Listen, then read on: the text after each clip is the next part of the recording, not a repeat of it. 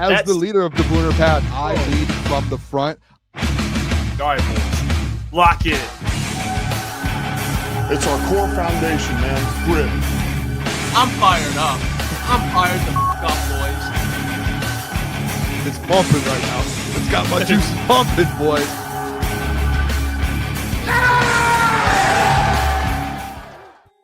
Welcome to Crunch Time Sports with Jeff and Boone. It's Wednesday, November 19th. It's the day of the doc.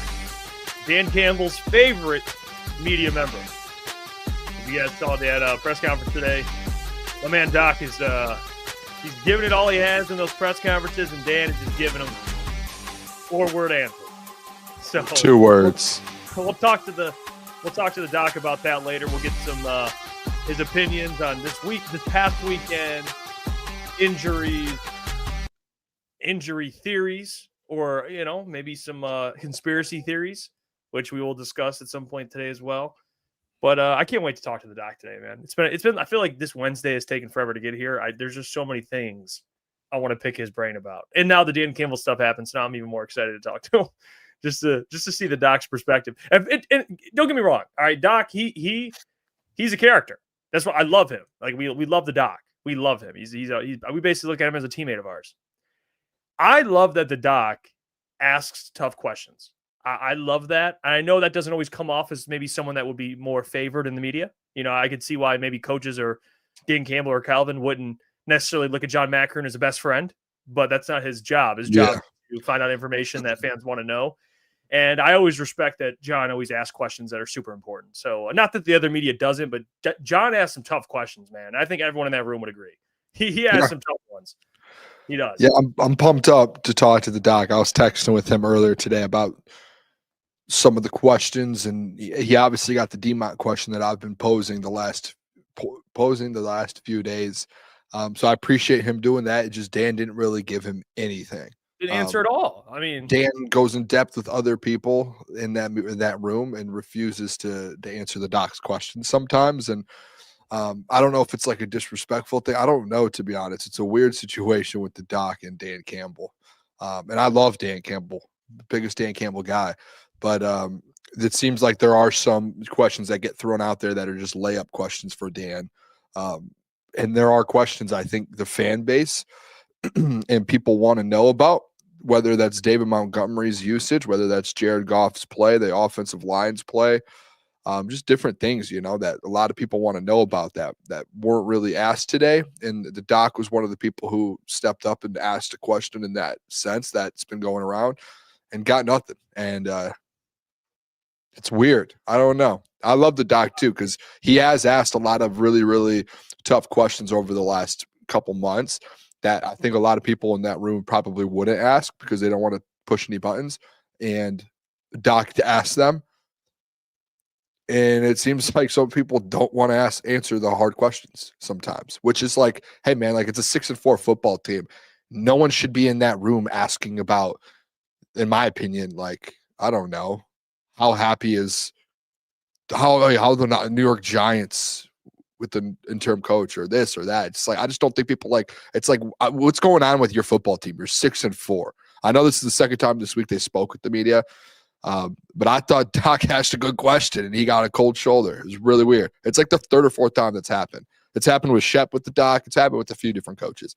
And we've got the Doc's back always too. Dude, I do. I'll stand on here and say it a million times. Like, we don't really care about us getting credentialed at all. Like I know I've gotten message from media members being like, Booner, don't say this, don't say that, don't do this because you might want to get credentialed. Like, I do not care. Like, I'm not worried about not getting credentialed. But the Doc, man, I mean, he works hard, and hey, he deserves to get, when he asks a question, he deserves. I don't care if it's Dan Campbell, I don't care if it's Sheila Ford, I don't care if it's the ball boy or the water boy. The man's in there trying to do his job.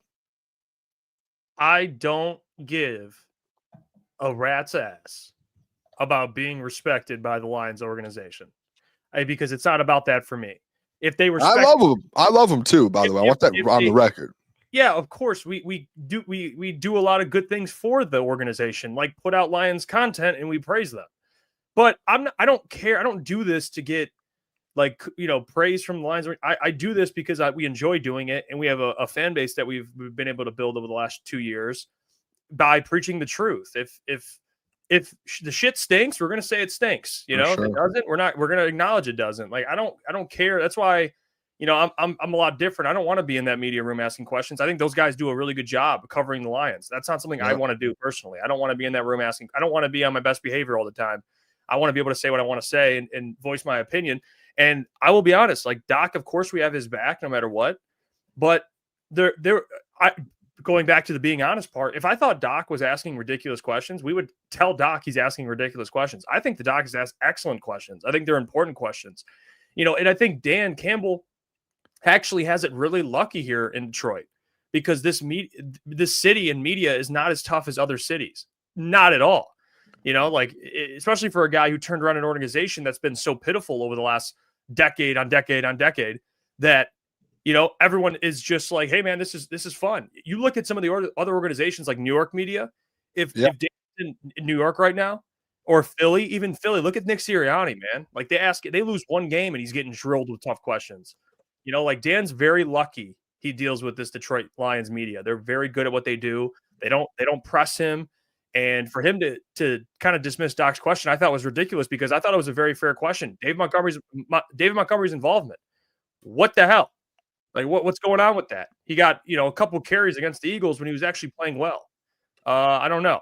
You know, maybe honestly, and I will say this, and I'll be the kind of, and I know I have already said my piece on it. I'll say this: I do think there's a chance maybe that Dan would have answered it. I think maybe Dan was just like, yeah, no, we're going to use him more, and maybe Dan was just like, maybe there actually was something behind the scenes to where they looked at it yesterday and today, and they're like, yeah, why aren't we using D-Mont more?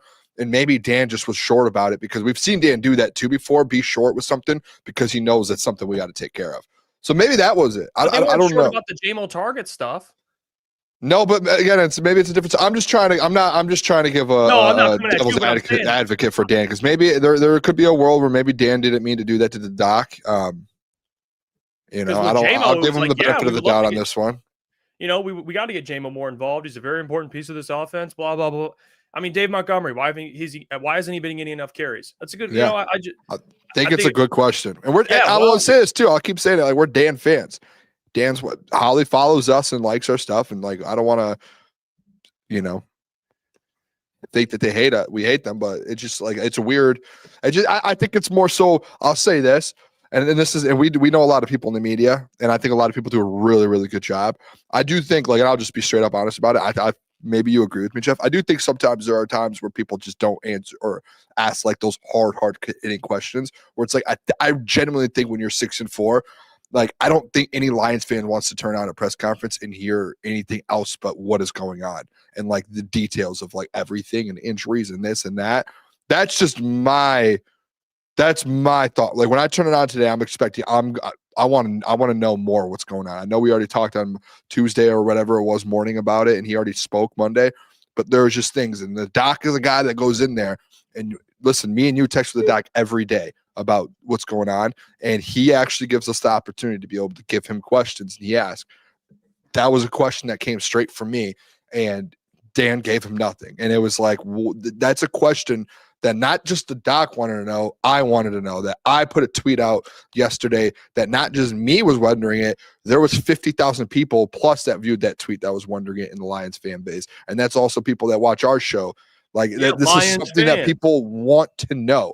And there was just no explanation. And maybe that's just something Dan, I don't know. Again, maybe I'll give Dan the benefit of the doubt. Maybe it was just he just didn't want to and like AG's burner, rage bait questions. No, those aren't rage bait questions. And that's where I think sometimes what coaches and the media and stuff need to understand. Like, these aren't rage bait questions. These are legitimate questions that people in the fan base want to know, right? These are people who support the team and spend money on the team. You want to know these things, right? That's all. Like, I don't think it's, and maybe again, I'm giving the benefit of the doubt to Dan. Maybe Dan just straight up just answered it how he thought. And he's like, yeah, we're going to get D-Mont more involved. Dude, imagine Nick Sirianni. He's getting asked about AJ Brown every single media session. Dude, like, I was just listening to 97.1 an hour ago, Jeff. Who was it? Not Wojo. Who's someone from Philly? Not Rieger. Legend. Stoney. So Stoney from Philly. They were asking him, talking about the game. And he was like, I don't think people realize how good people in Detroit have it, like kind of what you're saying. And he was like, in Philly, even after this Lions win, he was like, Philly fans are still mad about how this team is performing and what's going on in the offense and how this team is. And he was like, that's the difference from being in Detroit and being in Philly. He was like, in Philly, you could win games, and when you just come off winning a Super Bowl and you're extremely good right now, and you're one of the best teams in the NFL, and fans aren't even talking about that. All they're talking about is how bad your team is right now. And he was like, he actually said, he was like, it's just a city full of Riegers, because Rieger is always saying negative things. He was like, yeah, no, that makes sense. Like, but like, I don't think people realize that. Yeah, it's because the ceiling, the expectations are so high every year. You know, you make 3 Super Bowls and win 2 of them in the last, it's under a decade, which is really impressive. Then people are going to have higher expectations. And I think people's response to every single concern you have, if you ask most, not fans that watch our show, but a lot of fans will be like, dude, shut up. The Lions are good. They've never been good. It's like, all right, at some point we got to get to a point where we're like, they're good. Let's start raising our standards a little bit. Yes. You know what I'm saying? Like, I understand the Lions over a decade ago, or even not even a decade ago, half a decade, just before Dan got here, it was a disaster. But can we at least start trying to not erase that from our mind, but just focus on the now and look at what this team is? They're a really good team. We got to start raising the standard a little bit. Like, I know Dan can't answer the Frank Ragnow question. Like, why didn't you prepare for that? That's more of a Brad question. But like, questions that we talk about on the show, or people wonder, fans comment in our chat. Like, I wish Dan sometimes would be drilled with some of those questions, like tough ones. I agree. I don't know why not. The doc literally, every time he asks a tough question, every time. And listen, I feel bad because I think we love every person in that media room. So it's Nolan and all those boys, love them all. Whether a good job they're not. Yeah, because I think they all do an incredible job. The stories they get written, there are still really good questions that are out there. It just has to be like, I think there just comes a point where it's like, yeah, last year 15-2. Okay, maybe there wasn't as much questions. There was, but I think when you're a Super Bowl contender and you're sitting there at 6-4, I would just expect like this week to be a bloodbath in that room, and not in a bad way. Like, I think a lot of people think about it as a bad thing. Like, it's not a bad thing. It's just like, hey, there's just questions to be answered, man. This team is not as good as they were supposed to be. And again, it took me 10 minutes to figure out this D-Mont stuff, be like, what's going on with this? And it's like, I know these guys they write stories, everyone does about it. I want Dan to answer those questions. That's what I want. Yeah, I hope no one hates us for having this conversation, because I love every single person in that room. I think everyone in there is an amazing human and does a great job. People can't accept, like, but today was weird. It's not even, I wouldn't even say like criticism. It's more just preference. Like, we prefer Dan Campbell get tougher questions. If people are mad at us for that, then I'm sorry, you're just soft. Like, I don't know what to tell you. I mean, we're not questioning the job anyone's doing. It's just our preference. Like, I would like Dan to answer tougher questions. Like, I think he's very lucky. I think this media, they all do a good job, but he's lucky. And it goes back really to the doc. It's like, that's why I didn't like how he treated the doc, because this media, they do Dan right. You know what I'm saying? They don't drill him with dumb questions and tough questions. They drill him with good questions, questions that he can answer and not hesitate. Yeah. Like, there's other coaches that deal with much stupider, like Nick Sirianni, I keep bringing up, but he deals with so many stupid questions. Like Aaron Glenn with the Jets, bro. Like, he sometimes is a little over the top, but I will defend him way too much. Standpoint. I will defend him from this standpoint. There are a lot of stupid questions they ask, like in New York. It's New York. I mean, the media there is really bad. So that's like that with the Knicks, everywhere. It's just how it goes. But the injury report I did see, that scared the living crap out of me. It's the injury report, dude. It doesn't shrink. I mean, it does not shrink. I don't know if people see it. This injury report does not shrink. It feels like it just keeps getting. I mean, look at this thing. I mean, like Isaac Tesla. It's so wrong, dude. Oblique. He plays like 5 snaps a game. How did Isaac Tesla get hurt? I mean, it's like a virus going around of injuries. It's like injury bug, man. I mean, you got Brian Branch toe, Taylor Decker shoulder. Okay, we know that. Kirby, we know that. Oh, that sucks. It's like you see Graham, obviously the knee. Like, okay, Tate's now dealing with a knee. Isaac. Bleak. Apparently, Vaki's like back on the injury report, and he practiced last ankle week. All of a sudden. Yeah, I mean, you got Khalif Raymond on there for cramping. Yeah, it's like, I mean, man, I Jacob mean, Saylor's on there. Dude, Oh I'll say my- this. The worst part about this, I don't know if people notice this, but like the worst part about this, you already are down one starting offensive lineman. Your next 4 starting offensive linemen, Taylor Decker, no practice, Panay Sewell, no practice, Tate Ratledge, limited practice, and Graham Glasgow, limited practice. All 5 of your starting linemen that were not practicing today. I know Christian Mahogany, IR, whatever, yeah, or that whole situation, but that counts as your fit. Like you did not have one starting lineman at practice today. You had a couple limited. It was a walkthrough, to be fair. Yeah, like so, but either way, though, I mean, you got some of these guys just beat up right now. And the negative thing about that, Jeff, I don't know if you've put this. Actually, me and you talked about this off air a couple days ago. We were talking about the schedule because we were talking about like where we're going to be and stuff for our streams. And I was like, dude, how crazy is it that they play Sunday, turn right back around on Thursday in like 3 or 4 days versus the Green Bay Packers on Thanksgiving. And then instead of being able to get like a full 10 days off, like a mini bye, they turn right back around again and play Thursday night football. So it's like they are just in an absolute gauntlet of a schedule these next 3 weeks. And this is your practice report. That's tough. That's grit, man. Hey, Dan Campbell talks about grit. That's my guy. This is about to be that, like definition of it. I didn't even think about the squeeze in games, like the tight squeeze. I did not even realize that till today when Dan mentioned it. I didn't even realize that they play. This is. Like I brought that up to you a couple of days ago. I was like, dude, they have like 3 days in between this next game, and then they are like right back again in 5 days, 6 days. That's insane. I mean, yeah, that's insane. With all these injuries, and Dan spoke about gave more of an update on some of the injuries. One of them being DJ Reed. He talked about TA, Brian Branch, Miles Frazier. So let me, I'll show you. I guess we could play the video of him talking about DJ Reed, and then we can kind of get down the list. But here's an update on DJ Reed. You are expecting DJ, or you're hopeful to get DJ back this week? I'm hopeful, but I think a lot of it'll be determined on tomorrow, like these full speed practices tomorrow and then Friday. He looked pretty good last week, and so we'll see. All right, we'll see. Real quick, the Lions have 4 games in 19 days. That's insane. That should be illegal in the NFL.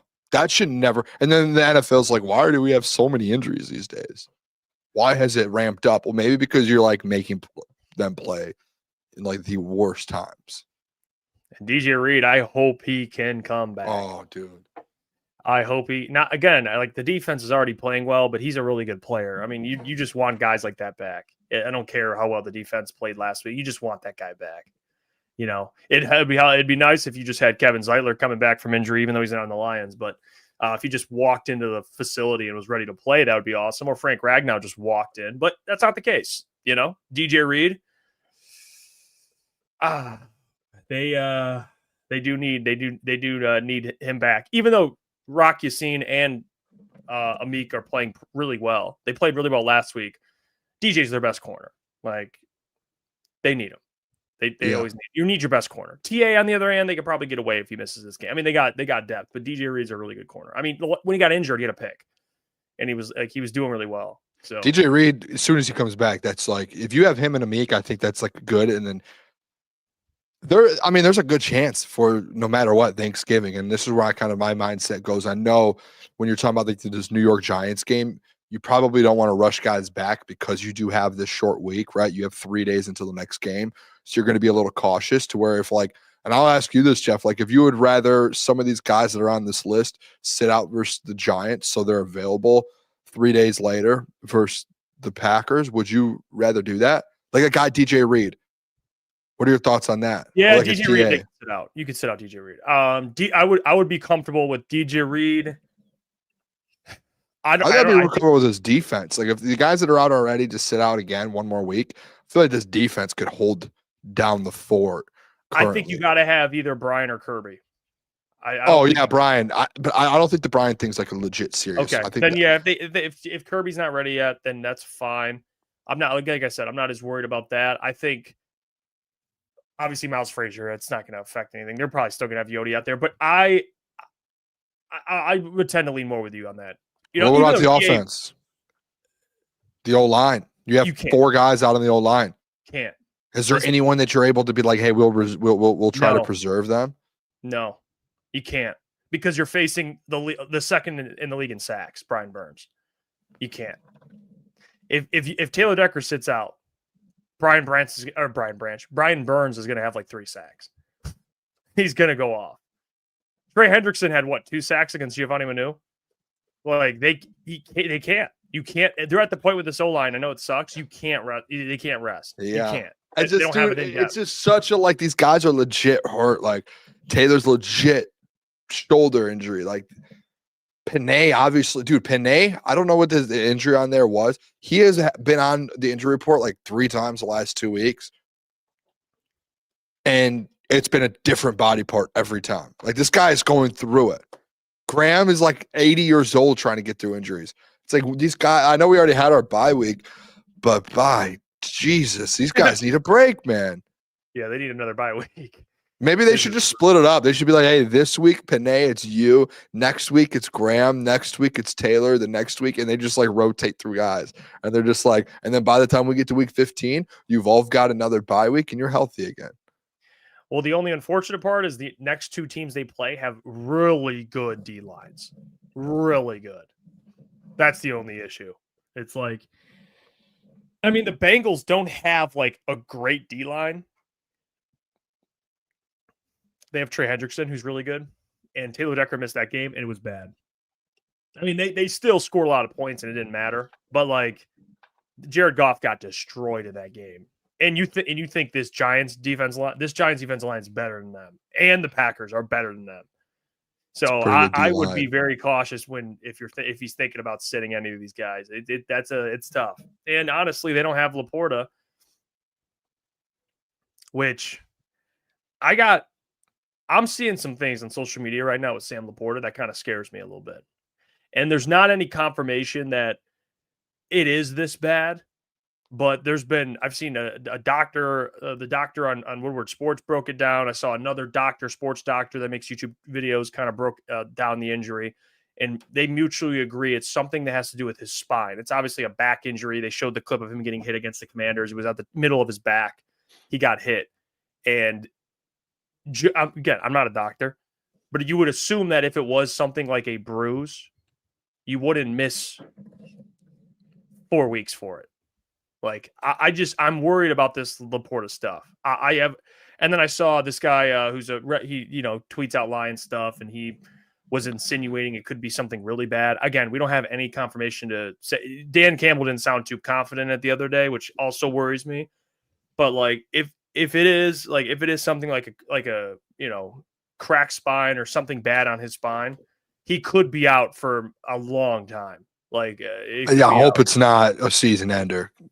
I really do. Because if it's bad, I mean, you're talking about a spinal cord, bro. Like, you know what I'm saying? If it's bad, it's bad. 4 weeks. I mean, maybe after 4 weeks he'll be good, but hopefully, I mean, it sounds like Dan. Obviously, he wasn't like optimistic about it, but he was like, "Hey, it's something we're trying to figure out to see it." So hopefully, there's more positive news coming out. I know there's all these, and I talked to you about it before the show. Like there are all these like rumors of it is a spine and it might be a severe injury. I'm not going to report or kind of go into that until it comes out like officially. Yeah, I hope he's back. They can't afford him. Yeah.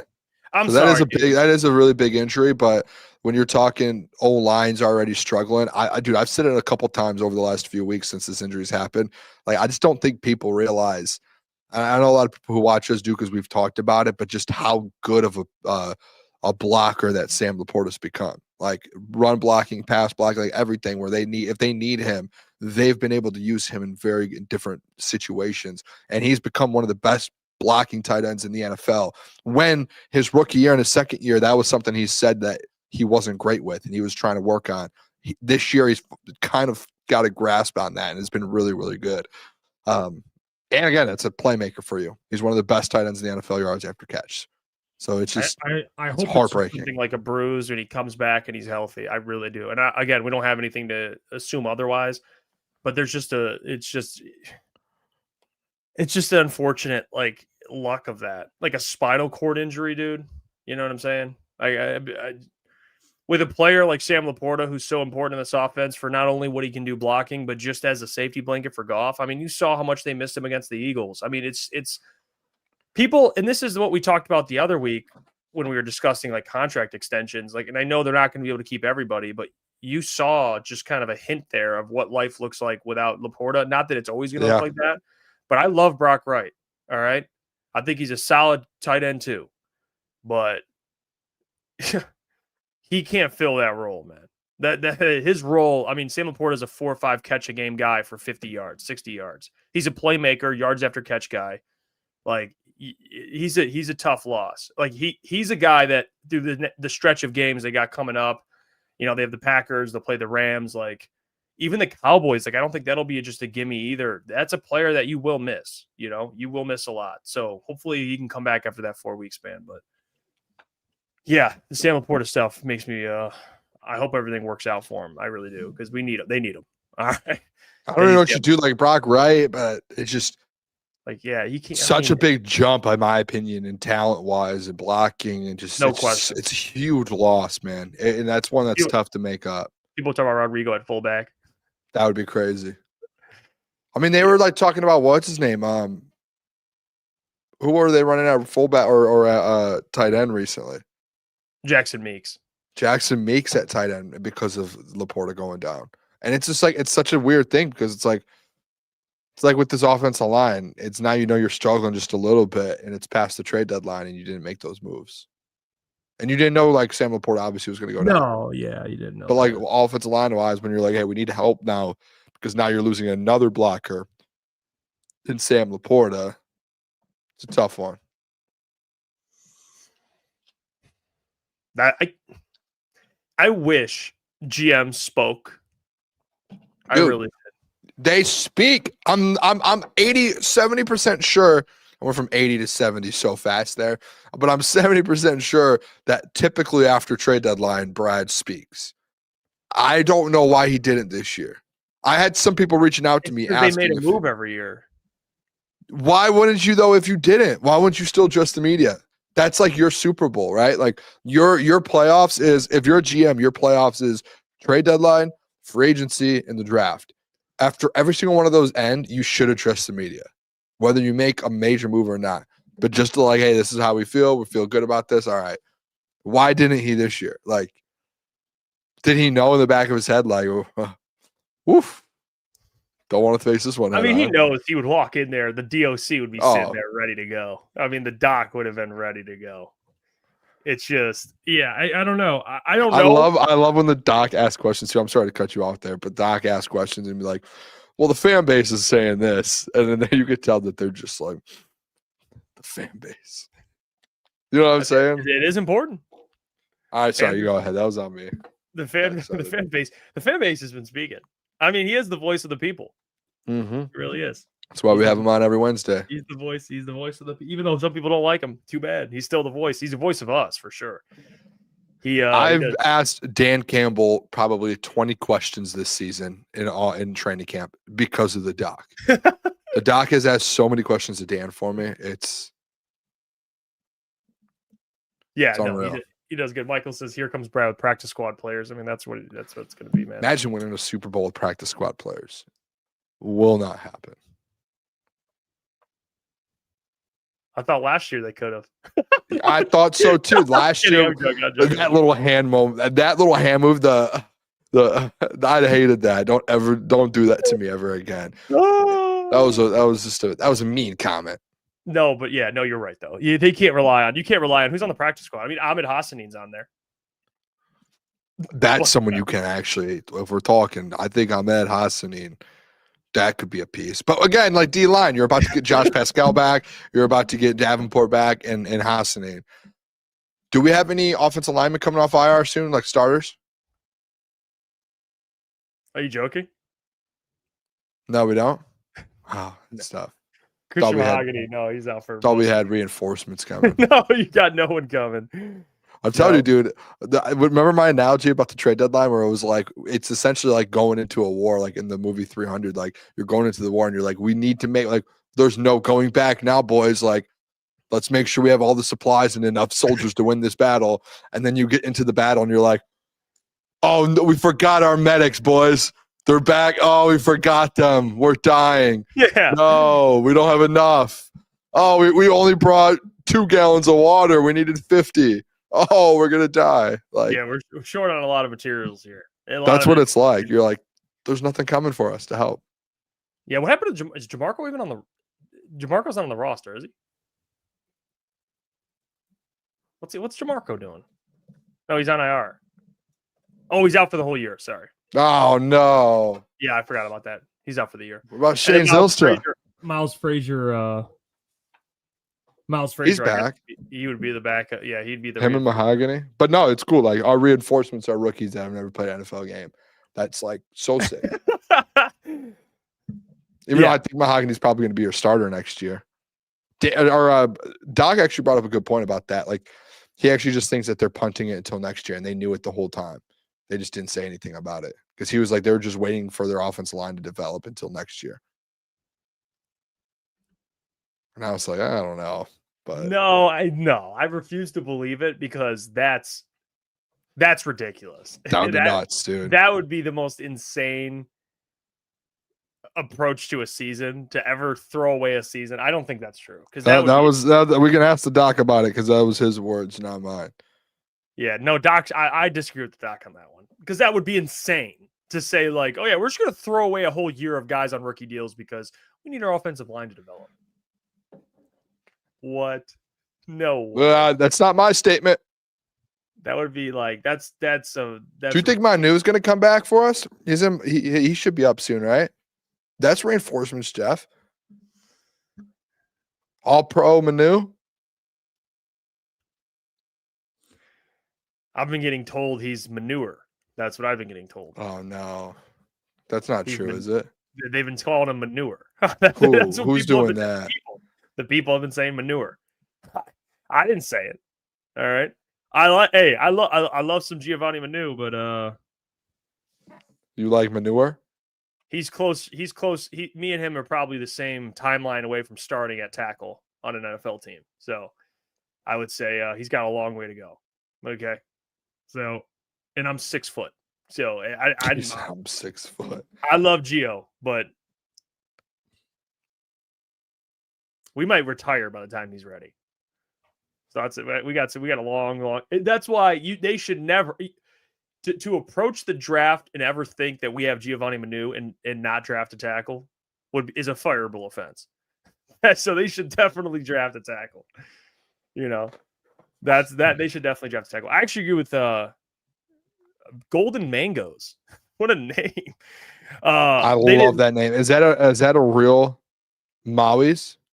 Moyes? Golden Mangoes? They didn't throw away the season. They bet on their guys. That's really what it was. Is that a restaurant? That's what it was. I'm just so stuck on the mangoes. Wheezy D says, why doesn't Manu get the opportunity to take his lumps like Jack Campbell did? Because Jared would die. So there's no. And by the way, like Jack Campbell, the thing is, it's like on the offensive line, you have to be good. Like there's no like working your way up. Jack Campbell started in a small role and worked his way up. Like they weren't just like, here, take your lumps. Here's the green dot. You're the guy. The man started at Sam linebacker, got his snaps when they were available, slowly moved up the pole, and he took over Anzo. Well, it's different. I mean, can we figure out this mango thing? It's different because if Gio was, they don't do like snap counts on the offensive line. It's you're starting. You know what I'm saying? So it's not like here we'll give you a couple snaps here and there. It's like it's dude. not like Jack where he got snaps and then he increased the snaps. Like if you're starting, you're starting. You know what I'm saying? You're starting. And to be fair, he has gotten worked in like Jack did. It's just he just wasn't good when he did. Game, and then Jared almost died. Yeah, he just wasn't good. So they were like, yeah, we can't do this right now. And then he got hurt. Are you not interested in this mango account? Every time I brought it up, you're ignoring it. Is this like your burner? I like mangoes. Is this a restaurant? I enjoy. I love mangoes. I enjoy like a mango smoothie. Yeah, Wheezy says playing tackle's tough, bro. That's why you're right, Wheezy, but that's why tackles get drafted early. Whew. Because it's a premium position, and when you can draft ready to go tackles or guys that can play right away, they go early in a draft. But sometimes there are players like a Jordan Mailata, which is very rare. Okay. And that would be the only pathway for Giovanni Manu, where they sit for a couple of years and learn the position and they develop. We're not there yet with Gio, and if you want to tackle, you're taking them high. Are there exceptions? Is there a tackle? Agreed. Is there a tackle that maybe goes like round 2, 3, 4? That's pretty good. It could happen. And I'm not saying it's off the table, but a majority of good tackles go from rounds 1 to 2. That's where tackles go. Everyone needs a tackle, man. You're protecting your franchise, your quarterback. That's why they go early. Offensive line, defensive line. That's what defensive lineman you probably have more success with if you find them past the first, more so than tackles. Well, the O-line, like the edge rushers. I mean, how many edge rushers that are like all pros are you going to find outside the first round? Yeah, it's not as common as obviously you're drafting first rounders, but it's probably more common than getting a starting tackle. Yep. But they're both. To your point, they're both. It's hard. It's very tough. It's not like wide receiver, running back, or corner, safety, stuff like that. But yeah, it's just, I don't know. It's tough. They got to draft a tackle. It's not even a debate about that. Dan also talked about the defense. He was hyping up the defense, though. I know we're talking about Jack Campbell. He hyped up the defense today. So here's a clip of Dan Campbell talking about the defense and what the defensive plays. I think these guys are. I think they're playing their tail off. I think there's a lot of versatility there, man. I think we challenge in all aspects and all areas, and man, they're playing strong right now, and I love that, And so that'll always give me faith in the fact that they're going to put out the fires, and that's what you want, a defense that is going to put out the fires. So I love it. It's great. Well, I love where our Does Dan seem down today? Yeah, but can I say something about what he said there too? Because what he's saying about a good defense putting out fires is absolutely correct. Because we've seen that with really good defenses. I mean, look at the Broncos. Like, that defense puts out every fire. But that doesn't mean you throw them in the fire. That's fair. You know what I'm saying? Like, that's more like, for example, Goff throws a pick at the beginning of the game. Okay, mistake. It was on Goff. It was actually not on Goff. It was a tipped pass. It happens. Whatever. Defense gets them out of that. They allow 3 points. But there's a difference between, like, in a game, you're like, let's just keep fucking going for it on fourth down because this defense they're helping us out. Let's thanks, guys. Yeah. They're really giving us a good chance here. Like, I get what he's saying, but you don't want to keep throwing them in the fire and then just be like, all right, put it out. So he just seemed a little. The Doc's response. He just seemed. Yeah, but even that, like, he just seemed a little down today. Maybe he's sick. Maybe he's under the weather. I remember I talked to you earlier today about that. This guy sounds genuinely concerned. I respect it. You're concerned for the head coach here. Mango's back. Oh, Linderbaum. Talking about Linderbaum is probably happening. It's about. By the way, what's that? Are you talking about? He's not. I don't know if he's talking about a player. Sounds like a hockey player on the wings. Well, the Ravens drafted a center a couple of years ago named Tyler Linderbaum from Iowa, I think.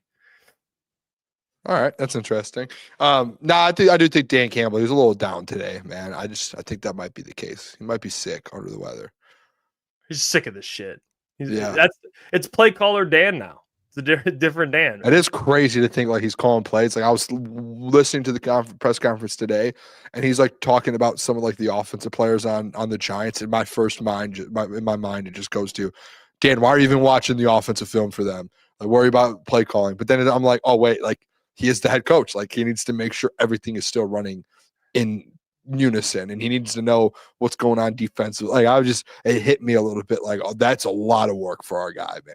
Like, our guy's grinding. And it's like, it gives you more respect, I think, around the league for some of these coaches that do that, right? Like Sean McVay's and some of these guys. So I respect Dan for being able to be like, I'll work harder. Like I'll put some more weight on my shoulders, boys. Don't worry. That's kind of, you got to respect it. Tip of the cap to the man. Yeah, but it's like that's what other coaches do it.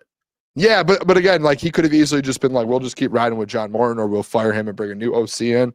Instead, he's just like, I'm taking it over. I'll work an extra 20 hours a week to make sure this offense is good for the rest of the season. Yeah, I respect that. Yeah, it's fair. Doc's going to be joining us in a couple of minutes. Before he joins, though, got to hear about it from our friends over at Sleeper. We'll see you guys in a minute. I've interrupted the video to tell you about our friends over at Sleeper in the new promotion they have going on. A brand new promotion is now live on Sleeper that could be paired with the 100% deposit match promotion that's already been going on. It's a free $20, no deposit required, plus first-time users will also receive 100% deposit match up to $100. Use the code CT Sports. You guys should already be using Sleeper. It's one of the fastest organically growing fantasy platforms in the entire world with millions and millions of active users. They are crushing it. And if your state allows it, you should be using Sleeper Picks. It's a real money product that connects friends over picks. You just choose 2 to 8 of your favorite players from pregame live or across different sports. Pick more or less than the predicted stats. And on Sleeper, you can get up to 1,000x payouts. Share with your friends. Get rewarded together. Don't forget, code CT Sports. Get a $100 deposit up to $100, and you got your free $20 entry. Sleeper is taking care of their customers. Always remember, gamble responsibly. I've interrupted the show to tell you about our friends over at Prestige Worldwide Vending. State-of-the-art vape vending machines that can boost sales to any venue, business owners, or anyone that has an establishment that customers are coming in and out of. Prestige Worldwide Vending can help not only attract new customers, but keep customers inside your establishment. Nicotine users that leave to go get nicotine, it'll be right in the place they're at. 32-inch touchscreen, customizable advertisement, which is sweet, by the way. Age verification software to scan IDs confirming age, pre-sale if required. You can pay cash, credit, debit, or mobile. Mobile payments are also accepted, and you get paid when they get paid. It's a win-win. You make your customers happy. You make money on the side. And of course, working with a company like Prestige Worldwide Vending, who is on the up and up, can only benefit your business. Shout out to them for sponsoring the show. Now let's get back to it. All right. So the Doc's joining us in a couple of minutes. We'll talk to the DOC. We'll get his thoughts on everything as it pertains to the Detroit Lions, and get his thoughts also on what's been going on. What happened today with Dan Campbell. So a couple minutes, the Doc will be joining us. I can't wait to speak to him. He put out an article. By the way, I credit to the Doc because he found a way to take a 5-word answer or whatever and turn into an article. He turned his response into an article. And I want to say this to the Doc. He's going to join any minute. I watched his show earlier today because he told me, hey, I talked about you on there and I gave you credit. And then I turned it on and Doc's just like Booner out of Booner's 40 takes, he finally got one right. What's happening here? What did he say? About the Demont thing, because I reached out to him about the Demont stuff, and he's like, "Oh, out of the every 40 takes, Booner gets one right." What kind of shots are those? I thought me and Doc are friends. He's still mad about the last debate you guys had. Yeah, the fact that I'm 2 for 2 against him. He said out of the 40 takes. He knew what he was doing when he told you to watch. He knew what he was doing. He wanted you to see that. Yeah, for sure. Taking shots at me. We're friends. I mean, we're teammates here. What's going on? Jeez. People in the chat talking about Amon-Ra's injury, the wrist thing. Amon-Ra has 1 million drops this year, by the way. Yeah, I know. I didn't realize that. He has 5 drops, which is, I think, like top 10 in the NFL or something. Are you serious? I could be wrong, but on 97.1, Rieger was talking about it, or a caller called in and was like, J-Mo and Amon-Ra are tied for like top 10 in drops, and they both have 5 apiece.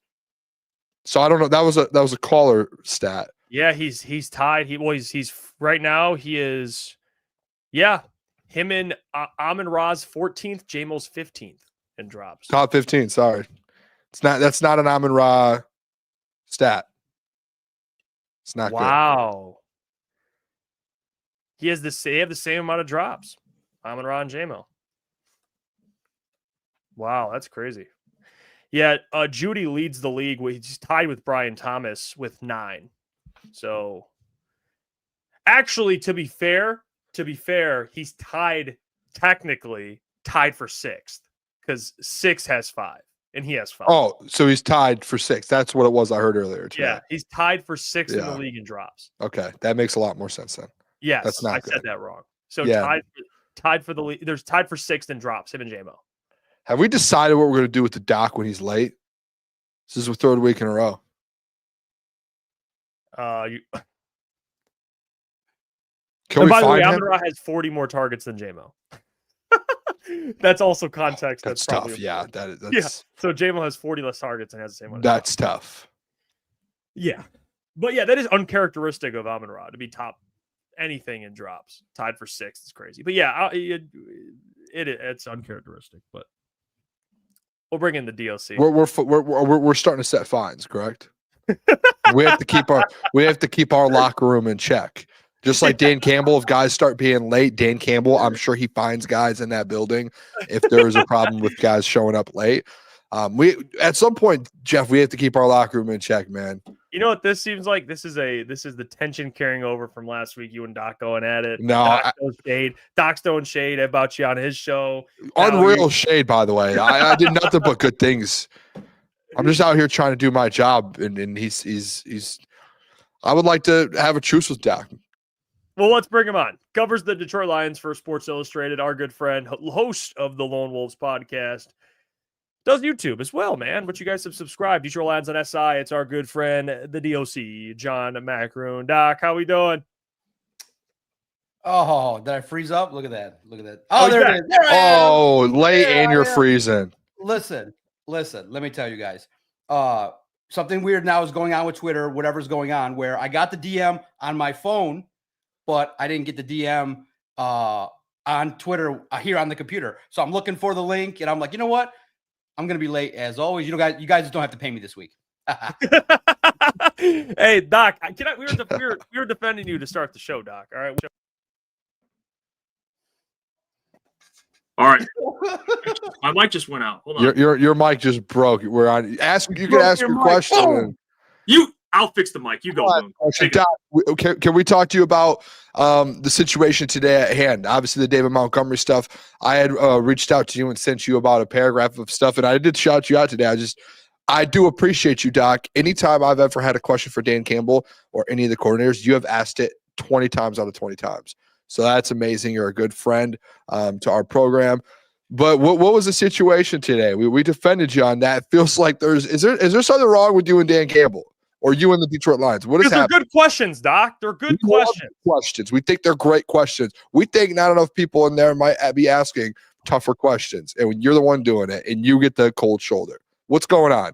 No, listen. I don't think that he's really fond of taking questions about his OC status. Look, man, coming off of a loss, the way it always goes is, and it happened in the locker room today. The locker room was Jared Goff, Aiden Hutchinson, and 3 players. The locker room was empty. We're supposed to be in there for 45 minutes. We were in there for 30. Empty. And they cut it short. I don't think anybody was going to complain starting a locker room at 6:30. So when a team loses, the team is just not going to be in the best of moods. That's just the way it is. And look, Dan Campbell, whatever the relationship is, people are messaging me online. Oh, does Dan Campbell not like my kids? Ask me, does Dan Campbell not like you? In the end, if I walked in there and Dan Campbell had a huge smile, dabbed me up, I would be doing my job wrong. The job is to ask about things that people want to know. And everybody's talking about what's going on with the offense, what's going on with the usage of Jahmyr Gibbs, David Montgomery, how the offense could get better. So I have no problem asking, and I don't mind if at the end of the day, he turns around and goes and lists, here are my favorite reporters. And he goes A, B, C, D, E, F, G, H, I, J, K, L, M, N, O, P. And then he gets to me and he's like, he's my least favorite. That's to me, that's the sign that I'm doing my job. I'm asking him stuff that's challenging. That's the job at hand. I don't need him to like me. I know he respects me. I've been sitting there for 5 years asking questions, and I'll keep doing it. And the question was really simple, relatively, was, hey, you've been calling plays for 2 games.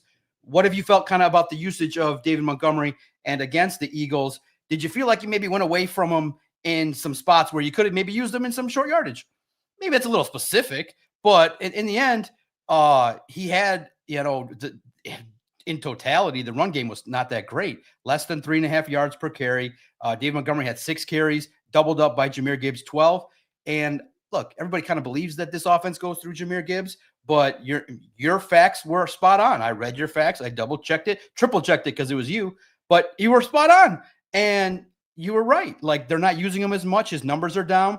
And it highlights the biggest question you have to ask is, why did the Lions lose? Why have they been struggling against good teams? The offensive line is not good enough, and it's causing a huge problem across the board.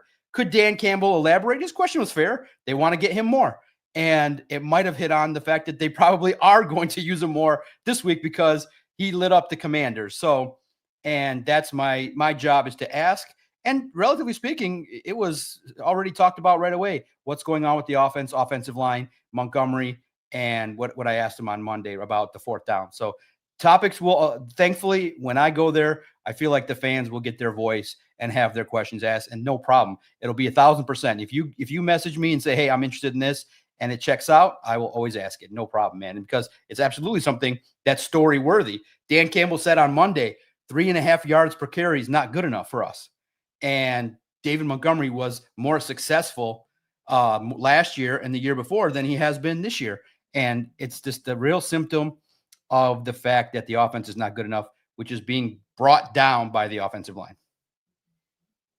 Well, Doc, I want to kind of stay on offense, I guess, stick with Dan Campbell, the 4th down stuff. I know we talked about it a lot this week, but what have you kind of made as Dan Campbell? What did you make of Dan Campbell's play calling against the Eagles? Just getting your thoughts on that, because we talked about this on Monday, and my take on it is, it seems like Dan Campbell, his I don't want to, maybe excuse is a little disrespectful, but his reasoning for being aggressive is that's just who we are. But I think a lot of people wonder to themselves, are there going to be situations where maybe you adjust to what the game looks like, and maybe you have a different script for different games, or maybe you can compare it to being a chameleon. You blend in with the type of game it is. If it's a lower scoring game, points or matter, maybe you are less aggressive. And then when it calls for it, you be aggressive. You could still be aggressive, but to go for it on 4th down 5 times and not get any of them and pass up on points, does it cause for concern? Where are you at with Dan Campbell's play calling against the Eagles? What'd you think of that? Yeah, no doubt. Look, first and foremost, just in totality, it was a bummer of a game. The weather, the wind, it just kind of took the luster out of something that could have been special. I do think that the Lions maybe felt like it might have been a more high-scoring game than what it turned out to be. And they went in there, and it was a contest that turned out a little bit differently. It was 16-9. And then just real fast about Dan Campbell again. Look, his body language might change. He might be prepared for what's coming. He might not know. In the end, that's the job. The job, in my opinion, is to ask some questions also that I want to know about too, which is, listen, you do a lot of good things well, but there are some things that could be better. There are some things in the operation that we want to know about, and how you're using your players. What's your play call philosophy? Why did you do this instead of this?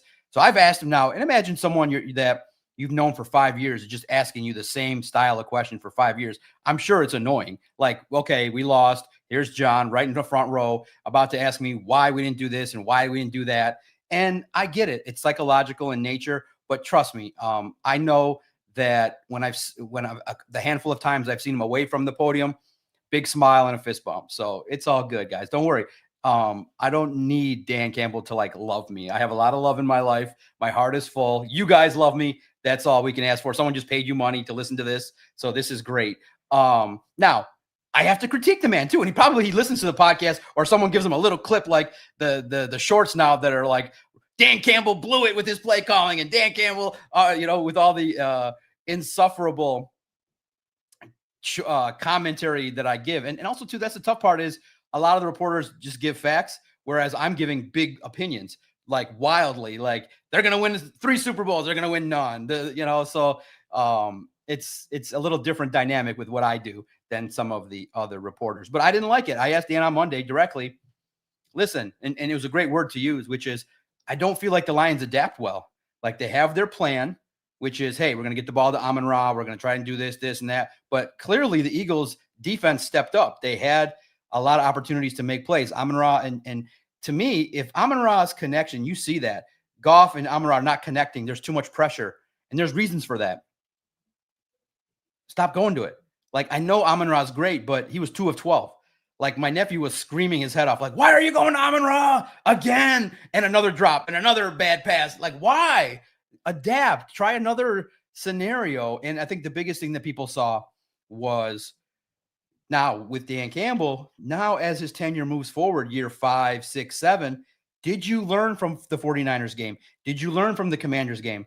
And unfortunately, yikes, it's come hell or high water. He's going to be aggressive, even if it's, and I use the word, when my question specifically Monday was, Dan, like, you were aggressive. Clearly it works at times against awful teams. It works. But this game, this environment, the best, one of the top 3 defensive minds in the history of the NFL, Vic Fangio, and what he brings to the table, his experience, and you're seeing 0 for 1, 0 for 2, 0 for 3. The one at the near the goal line was egregious. You just kick the field goal, take the 3 points, and keep it moving. Points are a premium. Like, first and foremost, at what point do you say, "Oh crap, this is not a high scoring game. This is a tight window game. We gotta scratch and claw for every point." And also, too, I want to see, can Jake Bates handle the pressure? I don't care if it's super windy. That's his job. Go out there and make the kicks. You got to practice beforehand. You got to see the hook that you needed to put on it. Go out there and do it. And so there's also a mismatch, which is you claim you're aggressive, but then you don't use your timeouts at the end of the half. You allow it to go and you're not aggressive. And then, with 5 minutes left, I know your defense is playing good, but nobody that's an aggressive coach is going to punt the ball back to the opponent at that spot with that much time in the game. Most people don't believe that you're going to get 2 stops. So it's a mismatch. It's a misalignment of what people are seeing, and it's a lack of adapting. I would not have gone for it after the first 2. Like, you're like, okay, this isn't looking right. And plus, how many times did you need to see Jared Goff pitter-patter his feet because he was getting pressured? They weren't sacking Jared Goff. They were pressuring him. They found the formula that everybody knows is what you do. You don't have to sack Jared Goff. You just got to get him off the rhythm. The secret's out, guys. It's not that difficult. It's football. It's not rocket science and by any means. You don't have to sack Jared Goff. You just got to get him off his spot. Simple as that. Little pressure, little bit of making him go somewhere he doesn't want to go, and his feet get happy and his mechanics get bad. And they were able to force the Lions into all the mistakes offensively that they wanted. So it was a puppet. It was a puppet master. And Vic Fangio played, unfortunately, the Lions like a fiddle. And it was unfortunate. Dan Campbell didn't do a good enough job. But a lot of lessons from that. And you got to remember, it's only his second time in 4 years calling plays. So he's going to learn some things. I think that he's honest. He said, I had some calls I didn't want. I wish I had back.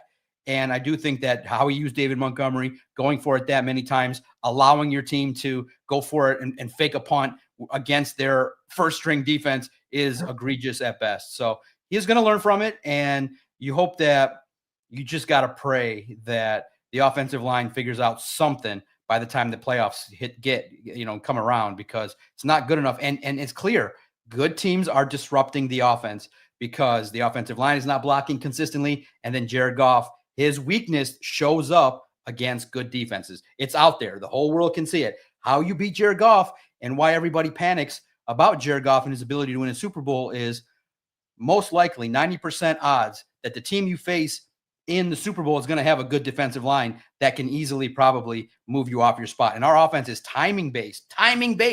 So the timing to Goff to St. Brown was all off, and Goff had a bad game. So that's why everybody's scared. That's why everybody is always cautiously looking at Jared Goff. That's realistic, saying, okay, that can happen at any playoff game because defense does win championships. And defenses will know you don't have to get to Jared Goff. You just got to pressure the man. Simple as that. And also, too, the facts are, and people will say, oh, he's good against the blitz. Right. You don't have to blitz if you're a good defense like Vic Fangio. You just bring the pressure. You win with 4-man front. Did you see all the crazy blitzes from Vic Fangio? No. His defensive line just handled their business, went about their pressures, got what they needed to get. And, again, good team with a good defensive line. They won the battle of the trenches. And, unfortunately, you end up with a 16-9 loss. Disappointing. Yeah, can I ask, Doc, I want to just ask your confidence level, because with that kind of performance there offensively, I think a lot of people are trying to think of the confidence level of the offensive line specifically, especially like you see today, the injury report has 4 of your offensive linemen with Panay, Taylor, Graham, and Tate all in the injury report. Where do you see kind of this offensive line? Like, can you win a Super Bowl with them? Do you think if they do get healthy and these injuries kind of go away somehow, some way, that they can find a way to still win a Super Bowl with the offensive line that this Lions team has currently? Yeah. Oh, that's tough, man. It's tough. Let's see. Hopefully, maybe Miles Frazier can be a spark if he comes back next week. He's still not ready. So we'll see what situation, that's going to put him. But Tate Rayledge did not have a good game this week, guys. It was a little bit rough. His play count a little bit dipped in the second half. They were saying, oh, boy, he's struggling. And you would expect that. He's a rookie against some guys that are hungry and they're dogs. And the only thing I didn't want to see this game was Jalen Phillips doing some things. And of course he was doing some things, and it sucked to see. Now, just in totality with the offensive line, it's a work in progress. You realize that Taylor Decker's battling through a shoulder injury. Panay Sewell didn't play that well. That was a little bit surprising, in that Panay, had some miscommunications and had some mistakes there that resulted in some pressures. So not his best game, wasn't terrible, but Ratledge had the worst game. And unfortunately, guys, it's clear. You see it. Like, Graham Glasgow's okay, but not to the degree that it's a championship level center. So it's a work in progress. It's causing a problem against good teams. Now, most likely the rest of the way, you're not going to see defenses like the Eagles. Like, the Eagles are world-class Super Bowl caliber defense. The Giants are not going to present that challenge. So I expect Goff to have 4 or 5 touchdowns. I expect everyone to pad their stats. But it's true. The thing that you heard from the Eagles fan was true, which is, the Lions put up a lot of stats against bad teams, and it skews the way the numbers look. That's just the facts. Against really good teams, so you can be any way you want as a fan. You can look at the 6 wins or the 4 losses. I tend to look at the 4 losses. Are there patterns emerging that are going to be catastrophic in the playoffs? Yeah, they're there. Bad offensive line play. If you go on the road and play like that, like they did against the Commanders at home in the playoffs, Jared Goff has no chance. It won't be Jared Goff's fault. Right now, the primary issue is the offensive line is banged up. Guys, you lost your starting left guard for a handful of games, maybe even the rest of the season. You lost your starting tight end. You have 2 new cornerbacks and your top safety. Now, we were braggadocious. We thought the offense would pick up the slack. They didn't, because the offensive line is unfortunately the missing piece to the puzzle here. It's going to take time, and you just got to see. There's a couple more games where you're going to get a chance to see some tests. And I hope to see the Lions and the Rams, do some things, and then the Lions and the Packers go at it again on Thanksgiving. You got 2 games upcoming after I feel like you get a freebie win. Now, I'm not reporting this. All I can tell you is, like I told Booner when he was blowing up my phone this morning with a soliloquy about David Montgomery, and I let him go through it. He's just so excited to share with me, all these numbers about David. And I said at the end, I think I said, thank you, Booner, but you are aware that I'm a researcher and I read your stuff religiously. Like, the bell goes off when you guys tweet. It goes off and I look at it because it's very interesting. It's very entertaining and it's very knowledgeable. And you put out an opinion about David Montgomery. So I'd already seen it. And I was going to talk about it for today's show. So it was good that I saw it. So I joked around with you. But listen, man, you can message me anytime, all day and night. I love it. And we're going to have that friendly banter. But with David Montgomery, with the Lions, I've just of the opinion that there's some more work to do. But, guys, there's a chance, which is now the offensive line will struggle. But there's a chance. I think it'll lead to the next part of our conversation. And it ties into a nice bow regarding his play calling. You got to start adapting and act like you have a world championship defense. Let the defense cook. Let them use Jack Fox. Dan Campbell's been saying these words. We're going to play to our strengths. Let Dan Campbell kick the ball, punt, let them play some defense, and you're going to get Arnold and Reed and Hassanin and Marcus Davenport for, a handful of games or whatever he stays, whatever opportunity he gets to play for the rest of the year. So you're going to get a defense that should allow you to give you a little wiggle room while your offense figures it out. So I think that we all thought this was going to be the greatest show on turf, but it may be just like that. We're watching, holy cow, this is the defense we've all been dreaming of. 16 points against the Eagles on the road. That's workable. If you time it right, you can win games 2016. that can be fine by me by any means necessary. I don't need JMO to hump anything. He can stay out of the end zone. I can just hand it off to Montgomery and Gibbs and play ball possession, give up 10 to 15 points and score 18 to 25, and we can win. I'll take that all day and night. I don't care about sexy points. I care about wins. And so I think for this football team, when they start turning on the tape and Calvin Shepard's in these meetings, he's like, guys, we got some dogs coming back and we can do some things with this defense as long as they get better and stay healthy. Guys, I think we're watching now in the middle of November 19th, this football team might be a defensive team. And I kind of like it. Well, Doc, I want to ask you about this, the big topic revolving around their starting tight end, Sam LaPorta, because you saw the life without LaPorta in one game, and it was rough. But what have you kind of made of the injury? And I just have a feeling it's much worse than they're leading on, Doc. And I could be wrong. I could be completely wrong. But you're more in tune than I am. What's your confidence that Sam LaPorta will even be back after 4 weeks? I mean, exactly. Thank you for you picked me up. That's what I was leading into. In saying that I research everything. I listen to the radio, and clearly the 2:00 show has an in, and that guy is TJ Lang. And so Mike Valenti said, so again, I'm saying this exactly verbatim how Mike Valenti said it. He's like, I'm not reporting this, but I'm hearing from the people I talk to. Well, who's he talking to? Who's the person that works for the Lions, that's in the Lions facility, that talks to TJ people? Lang. Exactly. So that we don't have to, pussyfoot around it. He's talking to people, his people, and it could be anybody. He said, my people are telling me that Sam LaPorta might not come back at all this year, but he's not reporting it. He hopes he's wrong, but back injuries, for what it's worth, it may be more than a month before he comes back, but it's all speculation at this point. There's no official reports other than missing 4 games at this point in the year is horrible.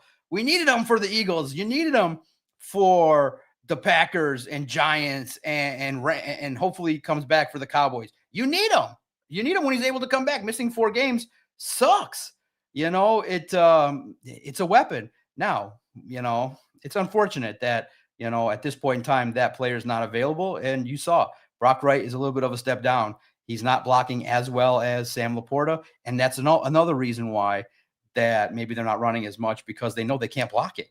Like Brock Wright is good, but he's not Sam LaPorta. The blocking is not the same level. So I'm interested to see. I think someone messaged me that Ertz got waived. So we'll see if there's a signing of a tight end or an elevation that will give you the clues. But right now, listen, a back injury is never good, because you gotta block, you gotta be physical, you gotta press, you gotta run your routes. So that's just an annoyance at the worst possible time. I'm disappointed that it happened to that player. I'm disappointed that the Lions, listen, so did someone say out loud in public that give Goff more weapons? Why would he say that? Why would Doc say that? Now you guys get locked in on all the specifics and all the, why would you want that player? Listen, guys, I cover the NFL and I love defense. I love defense, like the ins and outs of blitzing and how people pressure and when they don't pressure, and stunts and maneuvers and linebackers and how they use, and the 3 techs that can play outside. I love it. So I'm not just blowing smoke out my mouth, just saying, hey, get Goff, trade a first rounder for a weapon. Okay. I'm saying it because Goff, when people get offended, like most quarterbacks, if they're pressured and they're not comfy in their little comfy pocket, if they're moved off their spot, it's going to be a little awkward. So I want Goff to enjoy the fruits of having more weapons, more.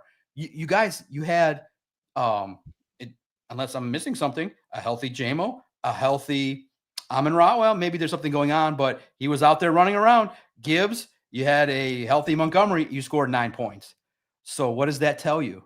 You needed more weapons. Maybe it was, LaPorta and one more, but you need more. I'm sorry, guys. I know you love Jared Goff. I know you love your offensive football team, but Vic Fangio took you guys to the woodshed because he built, and Howie Roseman built a defensive line of monsters. And then he added to it with a guy that fits in like a glove. So you can be fans, but you can also kind of keep it real. And when someone of a professional nature, who I am watching a lot more tape than you guys are, by far, I'm watching film, talking to people about their defense, talking to people about listen, it's no secret. I have 2 phones and I'm calling other people's teams and saying, hey, what do you guys think about Goff? And they're like, we love playing Goff because we know if we get him off his spot, we're going to eat. We think that's just a secret. Someone told me that. So the whole league knows it. So when I say get a weapon, you guys just lock in on, well, what about this weapon? And it's like, no, Goff needs more at this point in time. And for next year, Goff needs more. You're going to need to draft a left tackle, probably need another tight end, need another receiver. So draft Goff more. What is it? Draft DGM. Draft Goff more. Just more guards, more wide receivers, more running backs, more backups, more. Until Jared Goff wins something, he needs it super nice for him to succeed. And it's one of those deals where I'm never going to turn down a weapon for Jared Goff. And I do hope he rebounds and puts up some stats against the lowly Giants. But for that team, listen, the blueprint's there. Other teams are clearly using maneuvers and coverages to take away the deep shot. And they're saying, go ahead, Goff, do your thing, cook in the middle of the field. We're just going to keep everything in front of us and go try and score touchdowns, because the third and fourth down efficiency, guys, not listen, I don't want to be a downer, but no team has made the NFC Championship with that bad 27th ranked third down efficiency. Nobody in the last 2 decades has made it to the NFC Championship with a third down efficiency as bad as the Lions. So they better get cooking real fast, or they're going to be in Cancun real fast when the playoffs start. Well, Doc, you're talking about adding Goff, giving Goff more weapons. It's almost like they traded up for a receiver this past year. Right? What the hell's going on? All right. I don't understand it. Go ahead. Yeah, Doc, Listen, it's not that easy to insert a rookie. It's not that easy. You know, he's got to win battles in practice. He's got to get open, and he's got to understand listen, John Morton's offense, if you want to call it, Dan Campbell's offense, is not easy. There's a lot of learning you got to do. And but you're absolutely right. If you were going to trade up 30 spots in 3/3, you might want to put that fella on the field. You know what I mean? You're absolutely right. Absolutely right. Spot on, Doc. I do want to ask you defense, though. I want to see your confidence level after seeing them versus the Eagles. Obviously, the Eagles' defense hasn't been the best in the world, but they still have Jalen Hurts, A.J. Brown, Devontae Smith, Saquon. The Lions' defense stepped up. How are you feeling about this defense? I know there's some injury issues that are going on, but specifically as well, I want to ask you, too, about the corners in the secondary, your confidence level moving forward with some of those guys and the injuries that are coming. With DJ Reed potentially coming back, TA coming back, hopefully Kirby here in the future. Yeah, it's like I said, I'm very happy about the players that are going to come back. First and foremost, the NFL Network does a great list every year of hot young assistants to watch, and Calvin Shepard's on the list from Tom Pelissero, and rightfully so. The defense is playing great. It's a continuation with his own twist, and his twist is great. They let the players have a little bit more ownership of that defense. They're getting pressures when needed, and most importantly, they're keeping teams out of, they've been working on trying to keep teams out of the end zone. Prior to the Eagles game, they had not the best red zone percentage, so they want to work on that. But you got to also look at it. This defense plays well with guys hurt. That's what we've always wanted in Detroit, is plug and play. Like, tell me your system, and if you can just get anybody to play it, now you're cooking. Like, that's what he's been able to do in the secondary. Now, we do got to bring it up. It sucks. But the officials boned the nation in an opportunity to see the Lions maybe even have a chance to tie the game. They probably wouldn't have, but I felt like if you're going to do that to a team, you don't do that to the Lions. Do that to the Panthers. Do that to somebody else. Like, come on. The team's down by 7. They're battling, and it's late in the game, and you're going to call that. And by all accounts, everybody that looked at that play said that should have been OPI. So it's embarrassing. It's not an excuse. It was absolute horse crap. Dog bleep, just everybody pissed off that's how you do that. You don't do that. It's like, guys, officials, please take note of this. It's like NHL. You battle, you blow the whistle all the way through the 60 minutes, but when it gets to overtime, swallow the effing whistle. It's in the fourth quarter under 5 minutes, and a team's down by 7. Why would you do that? Like, Rock Ya-Sin's battling, and he's a backup, and he's doing everything that he can. He's earned a spot for more opportunities, but everybody knows that he's going to take a back seat when DJ Reed and Terry and Arnold come back. Keep the whistle in your effing mouth, man. It was just horrible. It was deflating. It really put a negative damper on an already kind of terrible game. But Rock Ya-Sin deserved more than that. It was clean. It should have been OPI. And so it sucked. And first and foremost, let's also credit Kelvin Shepherd for being aggressive with his guys along the interior. They stopped the tush push. That's manly. And I really believe that the Lions felt in their heart of hearts they could stop it. And that's why Dan Campbell and the Lions are only 4. There were only 4 teams that said keep the tush push. The rest of the punk league, soft league said take it out. The Lions were one that said keep it in.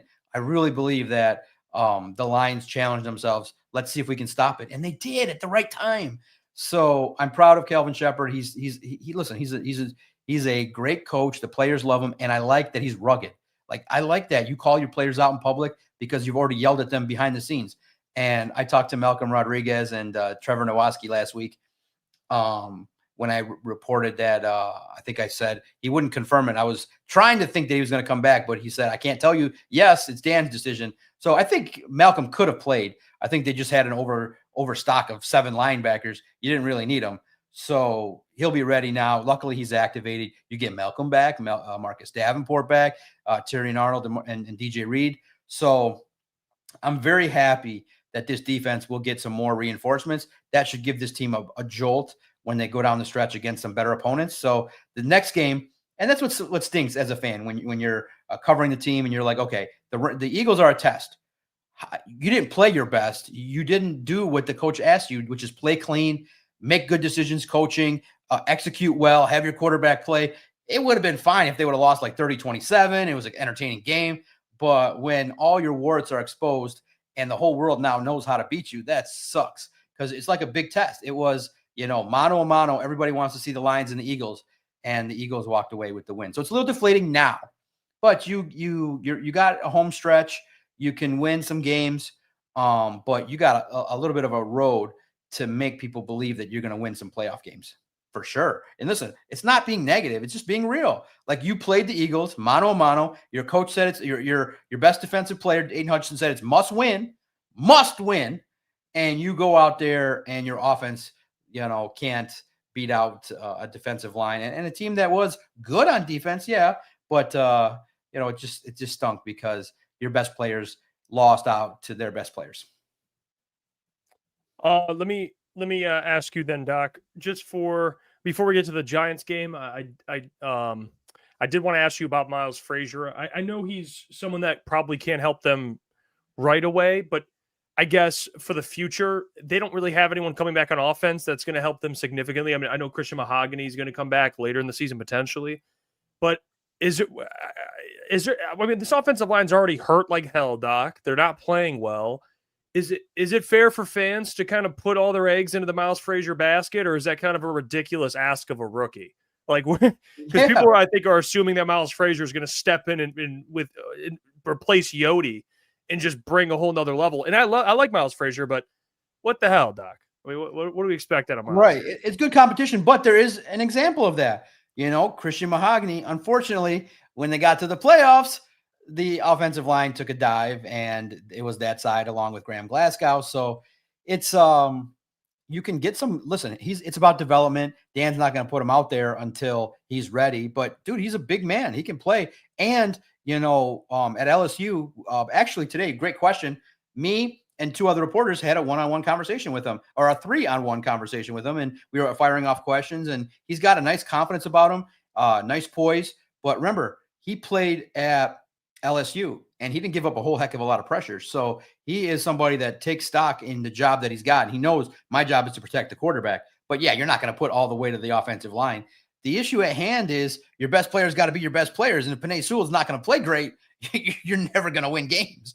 So unfortunately, Graham Glasgow is overmatched. Like, the idea would be, dream scenario. Okay, Miles Frazier comes in, you say, all right. And guys, look, let's be realistic. And sometimes it stares you right in the face.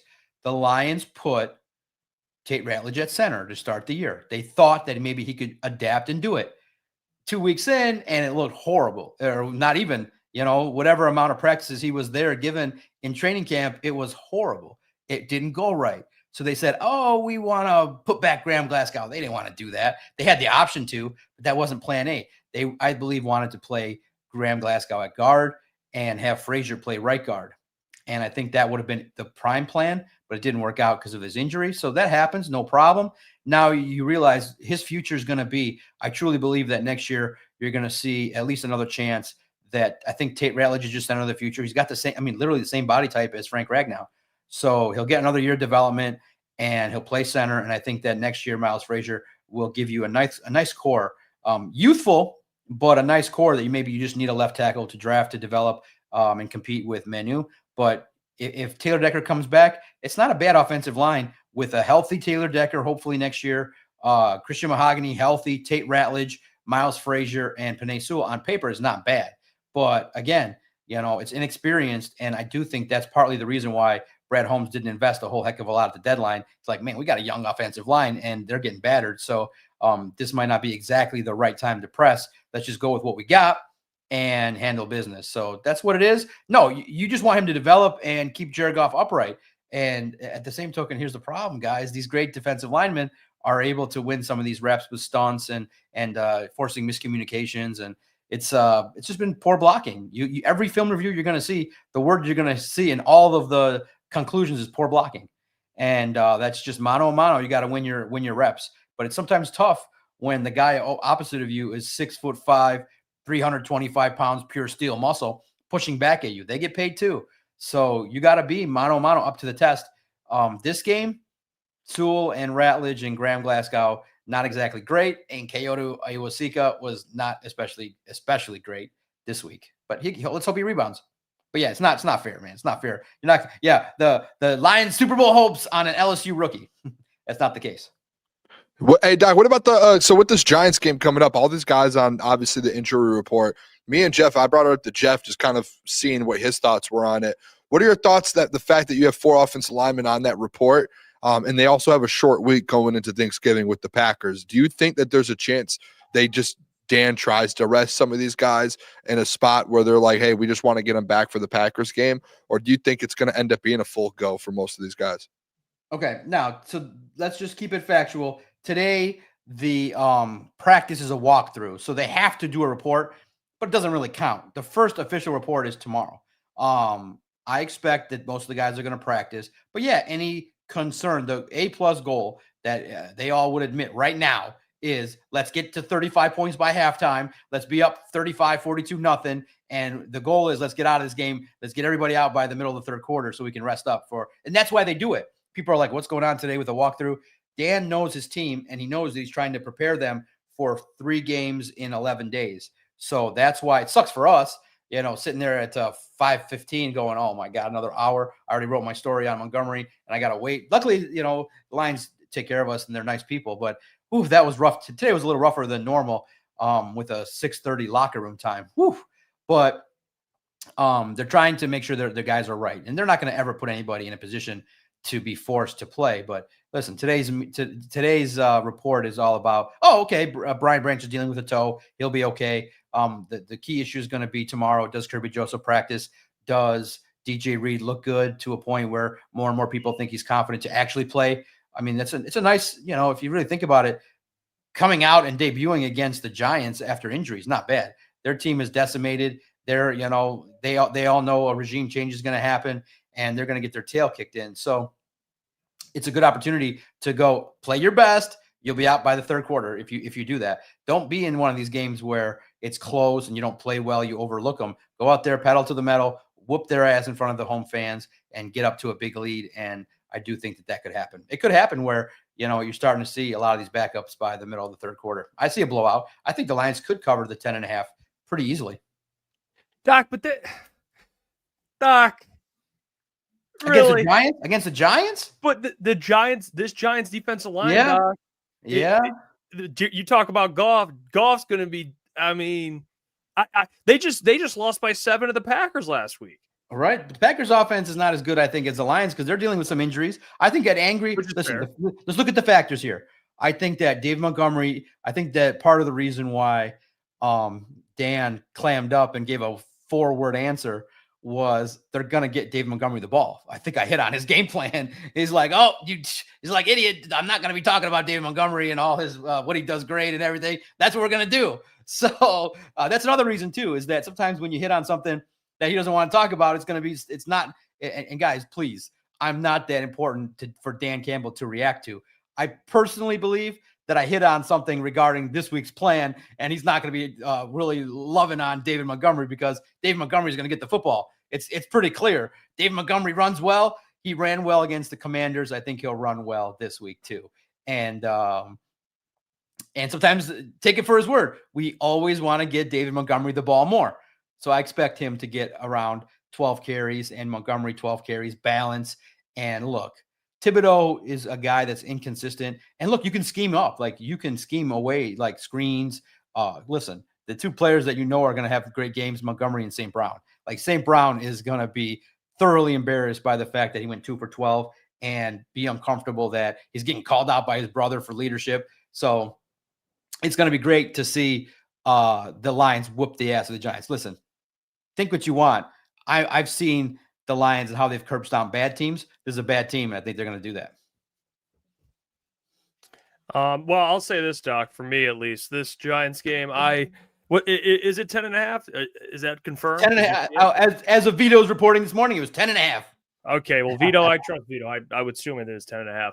I did want to ask you before we get to mailbag, we get to people's questions. Just this NFC North. I mean, how it's kind of shaping up. The Lions are third at 6-4. No one would have thought this would happen, even if they had a tough schedule. What have you kind of made of the Bears starting 7-3? I know water's going to find its level with the Bears, Doc. I'm aware of that, but we keep talking Super Bowl, and there's people in our chat. They're like, "Can we just talk about making the playoffs?" Is that like a vibe that's fair to have right now? Like, where are you at with this NFC North and the confidence Lions can still win this thing? Yeah, factually speaking, I think that it is a little jarring to be 6-4, and the 4 losses have been to semi-good teams. So it's with decent defenses. So it's one of those deals that we all didn't want the Bears to learn how to win that fast. Listen, the hyperbole was there, and remember too, some of these slappies that were in the chat or online, you all discounted, and some of the media discounted the national media saying, "Hey, wait a minute, guys, you got a new offensive coordinator, new defensive coordinator, new offensive line. Maybe pump the brakes on all this 13-14 win talk that some of you podcasters are doing." I did 11, but they were like, "Hey, wait a minute. NFL kind of doesn't work like that. You're the Lions. You're not the Chiefs. You're not the Eagles. You're the Lions. And I know that locally you're the local Hall of Famers, but remember that you're going to have issues." And within 10 games, the offensive coordinator lost his job. So, they were right. And we all talked about it. I just felt like talent plays a part, but coaching plays a part too. And guess what? Ben Johnson's a wizard. He's a guru. He learned from Dan Campbell. He got the guys to buy in. He's a tough-nosed SOB, but at the same time, the players love him. They play for him. And when you start winning close games, that shows you dedication, shows you that, you can be somebody that's tough-nosed like Matt Patricia, but also be compassionate with your players like Dan Campbell. So the best and listen, guys, I know a lot of you lovers of Jared Goff were like, you're kind of quiet now. You're not saying the same tone. You guys were all like, "Oh, Jared made Ben Johnson. Jared did this and Jared did that." I think that Ben Johnson deserved just a little more praise for the offense that he crafted that was tailor-made for Jared Goff. Put the right people around him, put the right weapons around him, called the right plays, and it was a luscious island of beauty of offense that you got to see. And remember, the odd bird that's talking to you was like, "Dan, after week 1, maybe I could have waited till week 3. I waited 60 minutes. Dan, and probably the more you think about it, the reason he got pissed at me is because I'm bringing up Ben Johnson, and he's mad that he lost his guy. He lost his aura sauce. He lost his aura. Dan Campbell is a wizard, but you also lost a wizard. Like, when you had 2 wizards, you take away one, you have 1 wizard. So what really made him mad is not me asking questions. He knows he's been asked 1,000 questions. But I brought up the emotion that probably pissed him off, which is you couldn't wait 60 minutes to bring up Ben Johnson's name in a roundabout way. No, I couldn't, because I'm one of those people that had some doubts. And also, too, I'm not keeping receipts or nothing, but didn't a certain podcaster daily come out and tell you, that offense doesn't look right?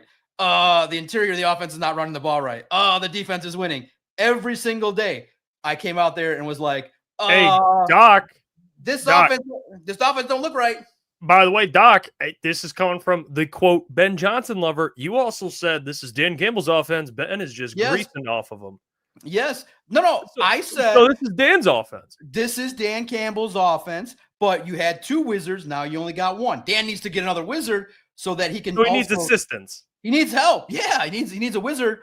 He needs his other wizard. Ben, listen, it's Dan Campbell's offense. I thought he was Andy Reid. I thought he could be Andy Reid. I think he still can be, but you also, you also got to get some offensive linemen to block. That's true. That is the true. mission is, hey, and John Morton actually was kind of right. He's like, look at these guys. Like, he didn't say it, but he wasn't supposed to say it. But he said, look how they're blocking. Look what these guys are doing. They're making our quarterback look terrible. They're making Amon-Ra look terrible. We can't get into our offense because we're not blocking right. So it really, again, starts with the offensive line. Fix that, and it'll come back. Listen, Dan didn't call a horrible game. It was one factor, aggression. Like, you just scale back and play some defense, give your team another opportunity, and maybe your defense can force some things here. But you also got to give credit to the Eagles, man. They know your secrets. They know ways to get after you. So they exposed your weakness. But I do think that in the long run, Dan should keep doing it. Remember, it's only 2 games, and one was not the best, and the first one was a curb stomp. This one's another chance to advance. And I think, too, that Dan being asked questions about his play calling is going to get irritating to him because that was not his plan.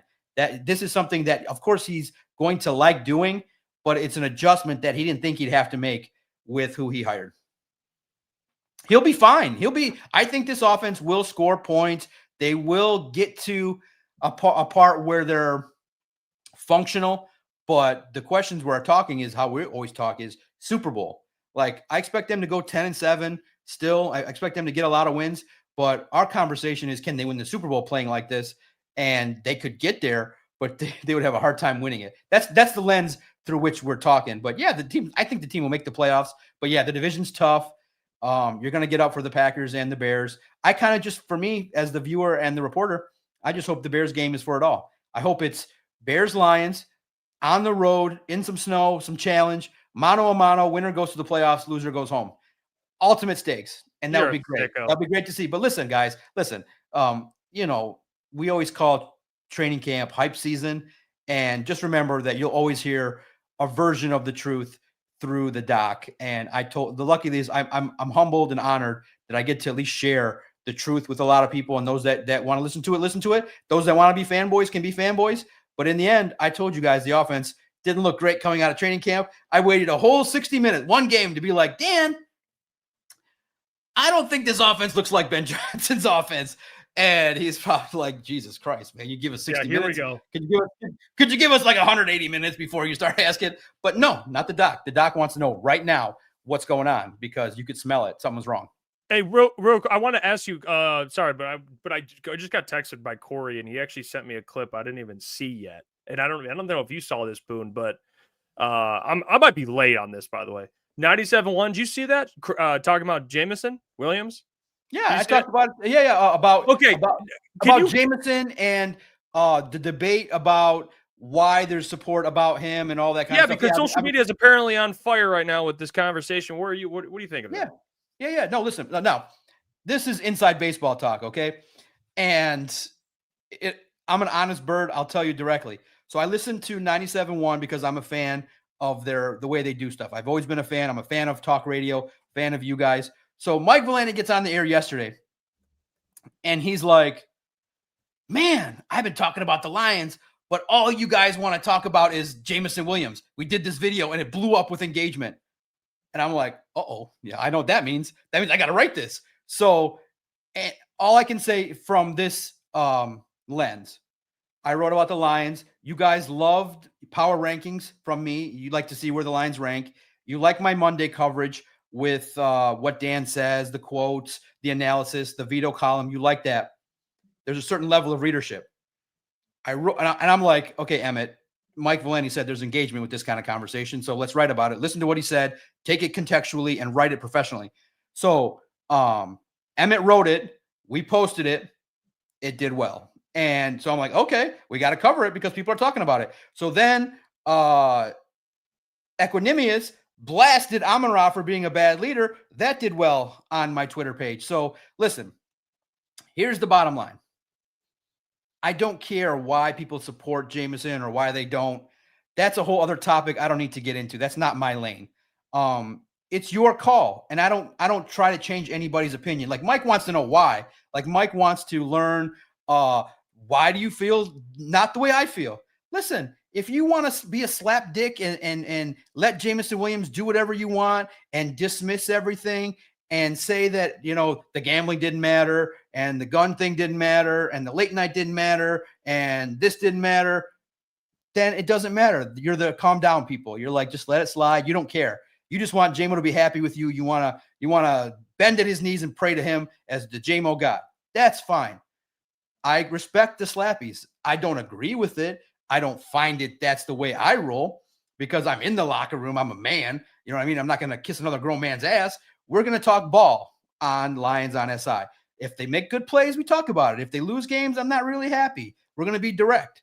So to me, here's the thing too. And I'm also in the media, so I know about narratives that are trying to be falsely created. All right. So to me, pay attention because I am a large consumer and I'm an average consumer of sports. So last week, and I have access to all these videos. Last week, Jameson Williams talks to Dan Miller in this sit down on Thursday. Dan's like, we just love your maturity. It's so great. Your maturity. So there's a clear effort to try and put that out there for people. Then he goes on NFL Network. Where do you think they're getting these questions from? JMO, you're so, you've handled your season maturely. It's mature. Okay. We understand the narrative you're trying to put out there to the people, but I don't believe in that. I believe more in actions speak louder than words. And to me, that maturity on the field, what he does outside in his own life is his business. As long as he's relatively not going to get suspended, not going to get himself in trouble, do whatever you do with your life, man. You want to spend $4 million on watches, you want to live, do whatever you want to do. I'm talking within the parameters of the football field. You taking that penalty hurt your team. That upsets me. That's emotional immaturity. That's football immaturity. And I'm thankful because when I say it, it's you're this, you're that, you're this white this, you're this, that. Fine. I speak my mind. I wasn't a fan of that. I'm not a fan of that look. Like celebrate with your team, dance with your team, have a good time. Humping the goalpost doesn't do anything for me. I thought it looked dumb because he bounced off of it. So to me, I'm not a fan of it. And then he took a penalty. Now, the person that spoke his mind eloquently and directly like a grown man, the adult in the room is an NFL player or former NFL player. Equanimous St. Brown, the relative of Amon-Ra, comes out, and I shared it because it was perfectly said. He's like, Amon-Ra, I said to myself, what the F is Jameson doing? Like, we're professional here. This is a game, and we all can dance and have a good time, but don't take a penalty. You ruin the fun when you do that. No. That's a problem. And he said, he's like, you, brother. I loved it. It was perfect podcast moment and direct and honest. You're a leader. Get your guy in order. Like, what kind of leader are you? If you're going to call yourself a leader, get your guy in order. And then Amon-Ra made a mistake and being a little open said that Jameson probably didn't know that was a rule. So it's horrible. It's horrible. You got to know to be, in my opinion, and this all goes within the context of how do you win. To be a winner, you got to know every single advantage that you can have. You got to play within the parameters. And also Dan Campbell said, if we don't bring our perfection game, we don't play well, we're not winning. So your coach has said, mind your P's and Q's. This is a big game. This is not the Commanders. This is maybe one of those games you just get in the end zone, hand the ball to the official and go back and do it again. Like you can't act like you're the king of the castle when you're the pretender. You know what I mean? You're the contender. You're the number one ranked contender, the Lions. You're not the dog. The big dog is Howie Roseman. He has the crown. You let Howie cook. You're trying to chase him, and you're acting like that is not fond to me. I would take a coach's approach. And to me, I would have lit him up right then and there in front of the whole wide world. I would have had my hand in his helmet and I would have been like, we talked about this. Handle your business, score more than one touchdown. Your role here is not to get a first down, flip the football, score one touchdown and dance. Score more. Help us win the game. And eventually, when he then does that, you miss an extra point. And thankfully, an adult in the room said it, not fans that are just like want JMO to sign their autograph and be his best friend. Like, let's talk about some serious stuff here. And In the end, he cost his team a point. It's not good. The cameras caught him in a moment of like laughing, but he told Amon-Ra, shoot, that's not what I wanted to happen. He apologized, but you can't, it's an emotional game, but it's not progressing positively so that he doesn't make these mistakes. And the same thing for Brian Branch. Like, stop leading with your helmet. Stop. We don't need a 15-yard penalty every time you try to lead with your head. Stop.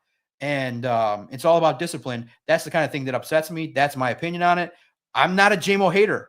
I want the best for all the players. But when they keep doing things, I'm not of the opinion to bury my head in the sand and be like, I need JMO to like me. And I don't know. Tomorrow he's going to be asked, did you know the rule? Why did you do it? And all that. And then the fans are going to be like, these guys are trying to troll JMO. No, and also too, the Lions have told him this, which is he spoke with Aaron Glenn at 7:30 in the morning. What do you think they talked about? You think they talked about popping bottles and expensive watches? No, Aaron told them, listen, you're a first-round pick. You break your fingernail and you post it on social media, there's going to be somebody that shares it. You post a picture of a sad face at 6:42 a.m. By 6:44 a.m., somebody's going to be talking, JMO's sad. You're a first-round pick in the NFL that's made a lot of money, that's been invested in. Act accordingly. And that's just a little bit of the trade-off that people want to see, is that we cheer you. You want the best for you. We want to support you, buy your jerseys. The least you could do is score a touchdown, don't get fined, and don't get penalized. It's not that difficult. Guys, it's not that hard. And also, too, there's also a lack of respect for history.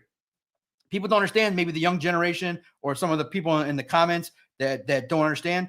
The fans in Detroit love superstars, but they loved Barry Sanders. Why? They loved his talent, his work ethic. They loved his humbleness. He scored a touchdown and gave the football to the official. Now, there's a segment of us that said, okay, dance, have a good time. The team offered him at the time $10,000. Barry, we are pooling our money together. Barry, we are pooling money, our hard-earned dollars, $10,000 in the 80s. Barry, dance in the end zone. We'll give you this money free. Take this money, dance. He wouldn't do it. He wouldn't do it for money. He wouldn't do it. You know how much respect you got to have for that? I respect it. Now, I'm different. I'd be dancing. But like I said on my show today, I just keep it in the pocket. Just right in my little pocket. Just a little dance. Boom. Run to the sideline. I'll keep it in the pocket, like Will Smith said. Keep it in the pocket. No fine. Little, pray to God and run off and do it again. That's what Detroit wants out of JMO. Listen, the Slappies are always going to, listen, those that are taking it to other things, race and class and Detroit, you guys talk about that. That's not my lane. If you just want to know about me, I grew up at 8 Mile and Gratiot in East Detroit. I happily go to Detroit and rep it all the time. But in life, not any city. I'm an old man now, and it's all about who told you what. I was always told nothing great happens after midnight. I've seen life after midnight in East Lansing. Some good stuff can happen after midnight. I'm not going to lie. Some good stuff can really happen after midnight. Really good stuff can happen after midnight. But once you get 2 o'clock, 3 o'clock, you just saw a Jets player face some consequences of that. So I'm like, safety's king for me. So I was always of the opinion after college, I was usually back in the dorm by midnight. That's just my now. If you want to go out and party at 2, 3 a.m., you do your thing. But it's a class thing, and I get it. It's a class race thing. I'm just talking about JMO, the football player. That's it. The outside stuff, the reasons, all that kind of stuff. I'll let the radio people handle that. Doc, we got some questions for you. We'll start it off. Kenyatta says, hey, Doc, will the Lions make the playoffs since our season is over with 4 losses? To us fans. Will the Lions make the playoffs?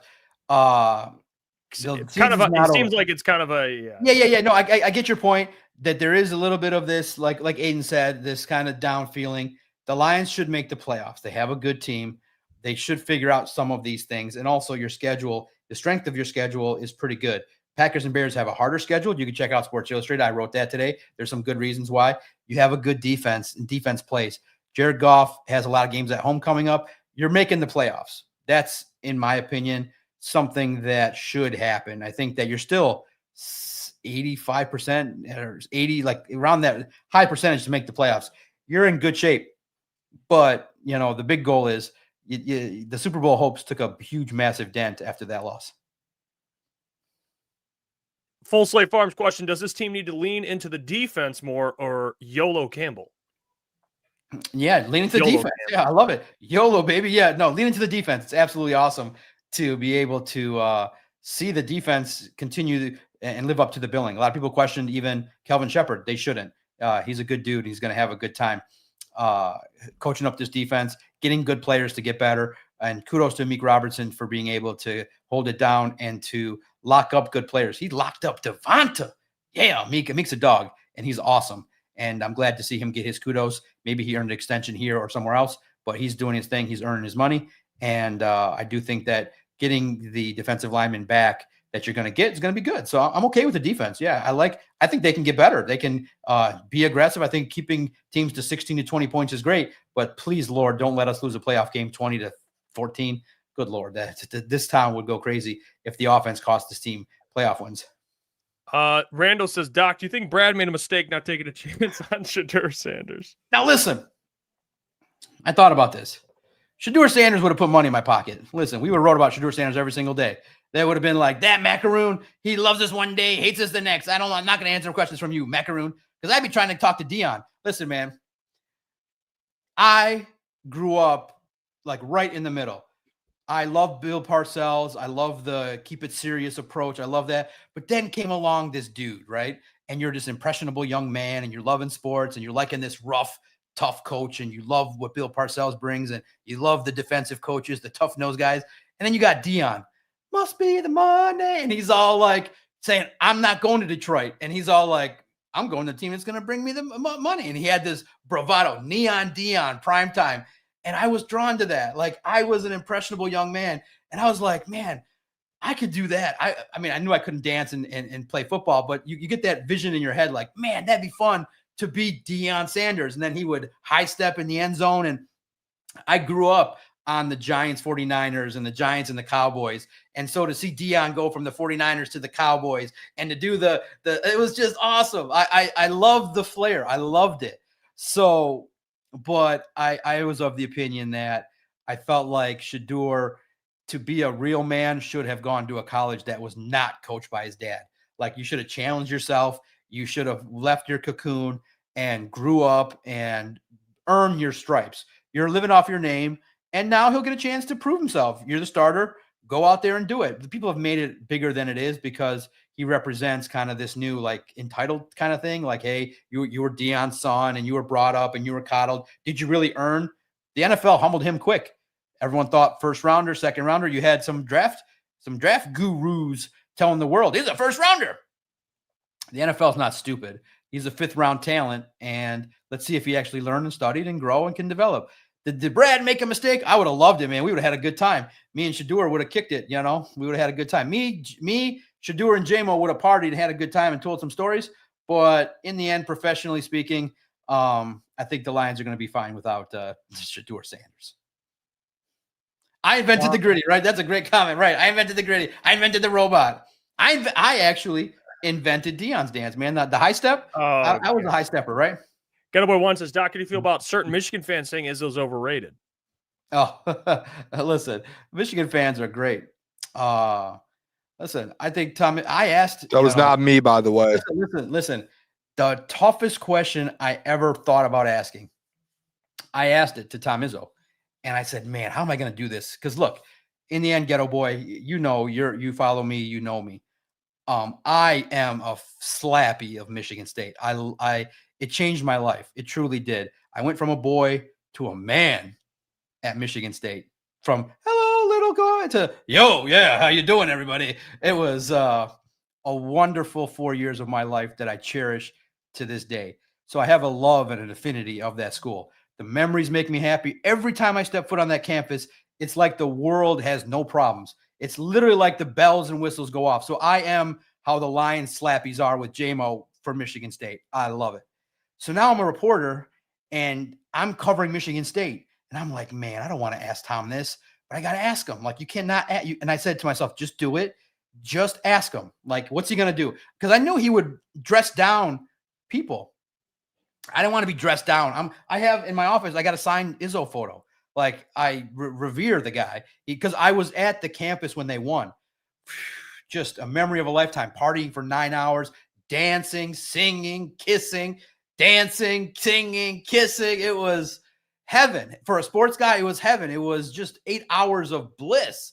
And it'll never leave my memory. And then I showed up to class at 8 a.m. And the teacher's like, what the hell are you three idiots doing here? They gave us credit and I got to go back and sleep. But it was an amazing memory.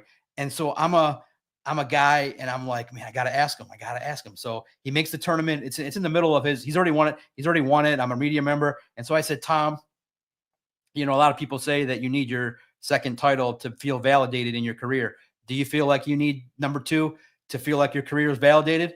And he paused and I almost had a heart attack. I was like, oh God, did I really say something stupid? And he answered it. And he said, a lot of people on the outside may feel that way, but I just focus on developing talent and getting my team in the best position. I feel like we can win it. So it was a good question. I could tell he was annoyed because he's probably been asked that a lot of times, but going into a tournament, you got to ask that question. So I asked him directly. And since then, I've always enjoyed seeing him at Michigan State. And listen, what Michigan fans say is stupid. They're irrelevant. Let's just build a program. You won. You won a game against Kentucky. That's good. And listen, Michigan fans are supposed to say this. Michigan fans are supposed to say Izzo's overrated, and we're supposed to say your program basketball-wise is not on them target. They're not on our radar. So it's Michigan State really truly is a basketball school. So it's one of those deals where Michigan basketball is a joke. Last one. I guess I didn't get to it earlier, but Randall was asking basically Dan Campbell call plays and being a head coach. It seems like both jobs suffered. Listen, he can do the job. It's really the word of the day for everybody out there. Adapt. You have to adapt. You have to within a game. If you're seeing your defense, your offense not being able to stop, their defensive line, you probably don't want to be going for it on 4th down that many times, and you want to take some points. You want to keep it as a premium, and I just think he just got to lean into it because he hasn't had this good a defense yet. So give the man some time. I think that maybe if I keep using that word and I emphasize it, Dan, do you think you could adapt a little bit better in the 4th quarter that he'll catch on? Like, he keeps saying this, adapt. What does he mean? Oh, change a little bit. Adapt. Oh, adapt. Like, if I want to do one thing and it doesn't work, do another. Adapt. That's the word of the day. If he adapts, multiple Super Bowls will come the Lions' way. Love it. Doc, we appreciate the hell out of it. Keep up the great work, my friend, and we will talk to you next Wednesday. You guys can follow the Doc at Detroit Podcast. Check out his YouTube channel, Detroit Lions on SI, and check out his other podcast, Lone Wolf Spot. He does like 14 podcasts, by the way, and he covers the Lions. Busy man. Busy man. But what's up? Yep. Always will give you guys time, and I appreciate it. Yep. Lone Wolves Podcast. It's on YouTube. Lone Wolves Podcast. Detroit Lions on SI. Subscribe, comment. We even let some idiots like Trevor into our chat and our family, and it's great to see. So I appreciate all the love and support, and I really do look forward to Wednesdays talking to you. Now, let's curb stomp the Giants. Let's get back on track, and then next Wednesday, we can celebrate the day before Thanksgiving and talk about the Packers. Guys, have the good rest of the show, and thank you for paying me to come on here. I really do appreciate it. Helps out. There you go. The OC doing the show, talking to the fellas. He is out of here. He's just what an appearance from the Doc today. I think he had a very wide range of. Yeah, he's very versatile. He did great today. Hit on pretty much everything that we wanted to ask him. Clarified the D-Mod stuff at the beginning of the show, and the JMO stuff. Yeah, I know it's been a thing, but I didn't realize it was. Yeah, it's like a big thing. I was checking Twitter. That video's blown up in not a positive way, but for those who don't know, 97.1 talked about JMO. I know Mike Valenti went at him for the celebration, and they talked more JMO. And it does seem this is a fact. JMO is one of those players on the Lions that is untouchable. He's because he is beloved. If you want to talk JMO in a negative way, you're going to get heat. That's just how it goes, man. Right or wrong. And I'm not saying what they did was right or wrong. All I'm saying is that's just a fact. I don't know. I guess I got to go back and watch it. I didn't see the segment. I didn't see that. I don't have context what they talked about. I just know if you're dabbling into, talking JMO, man, you better be prepared. He's he's beloved in the city, so you're gonna get a lot of heat for it. That's just how it goes. Pistons shock. Shout out to Anthony, bro. Appreciate you. He says 97-1 wants JMO to fail so much, man. It's honestly sad. I can't remember the last time I've seen a media cycle after a Detroit player like this. I'm confused on that. I guess I got to go watch the context. I don't know what it was. Yeah, I didn't see the set. I don't know. I didn't see the segment. Was it about the what was it in regards to? I think it started with the celebration, which it's I think it's fair to be like, what the hell are you doing? Yeah, I think the celebration was this has been dating smart. back. It's been dating back. They have went at, Okay. I mean, they've went at JMO a lot. Yeah.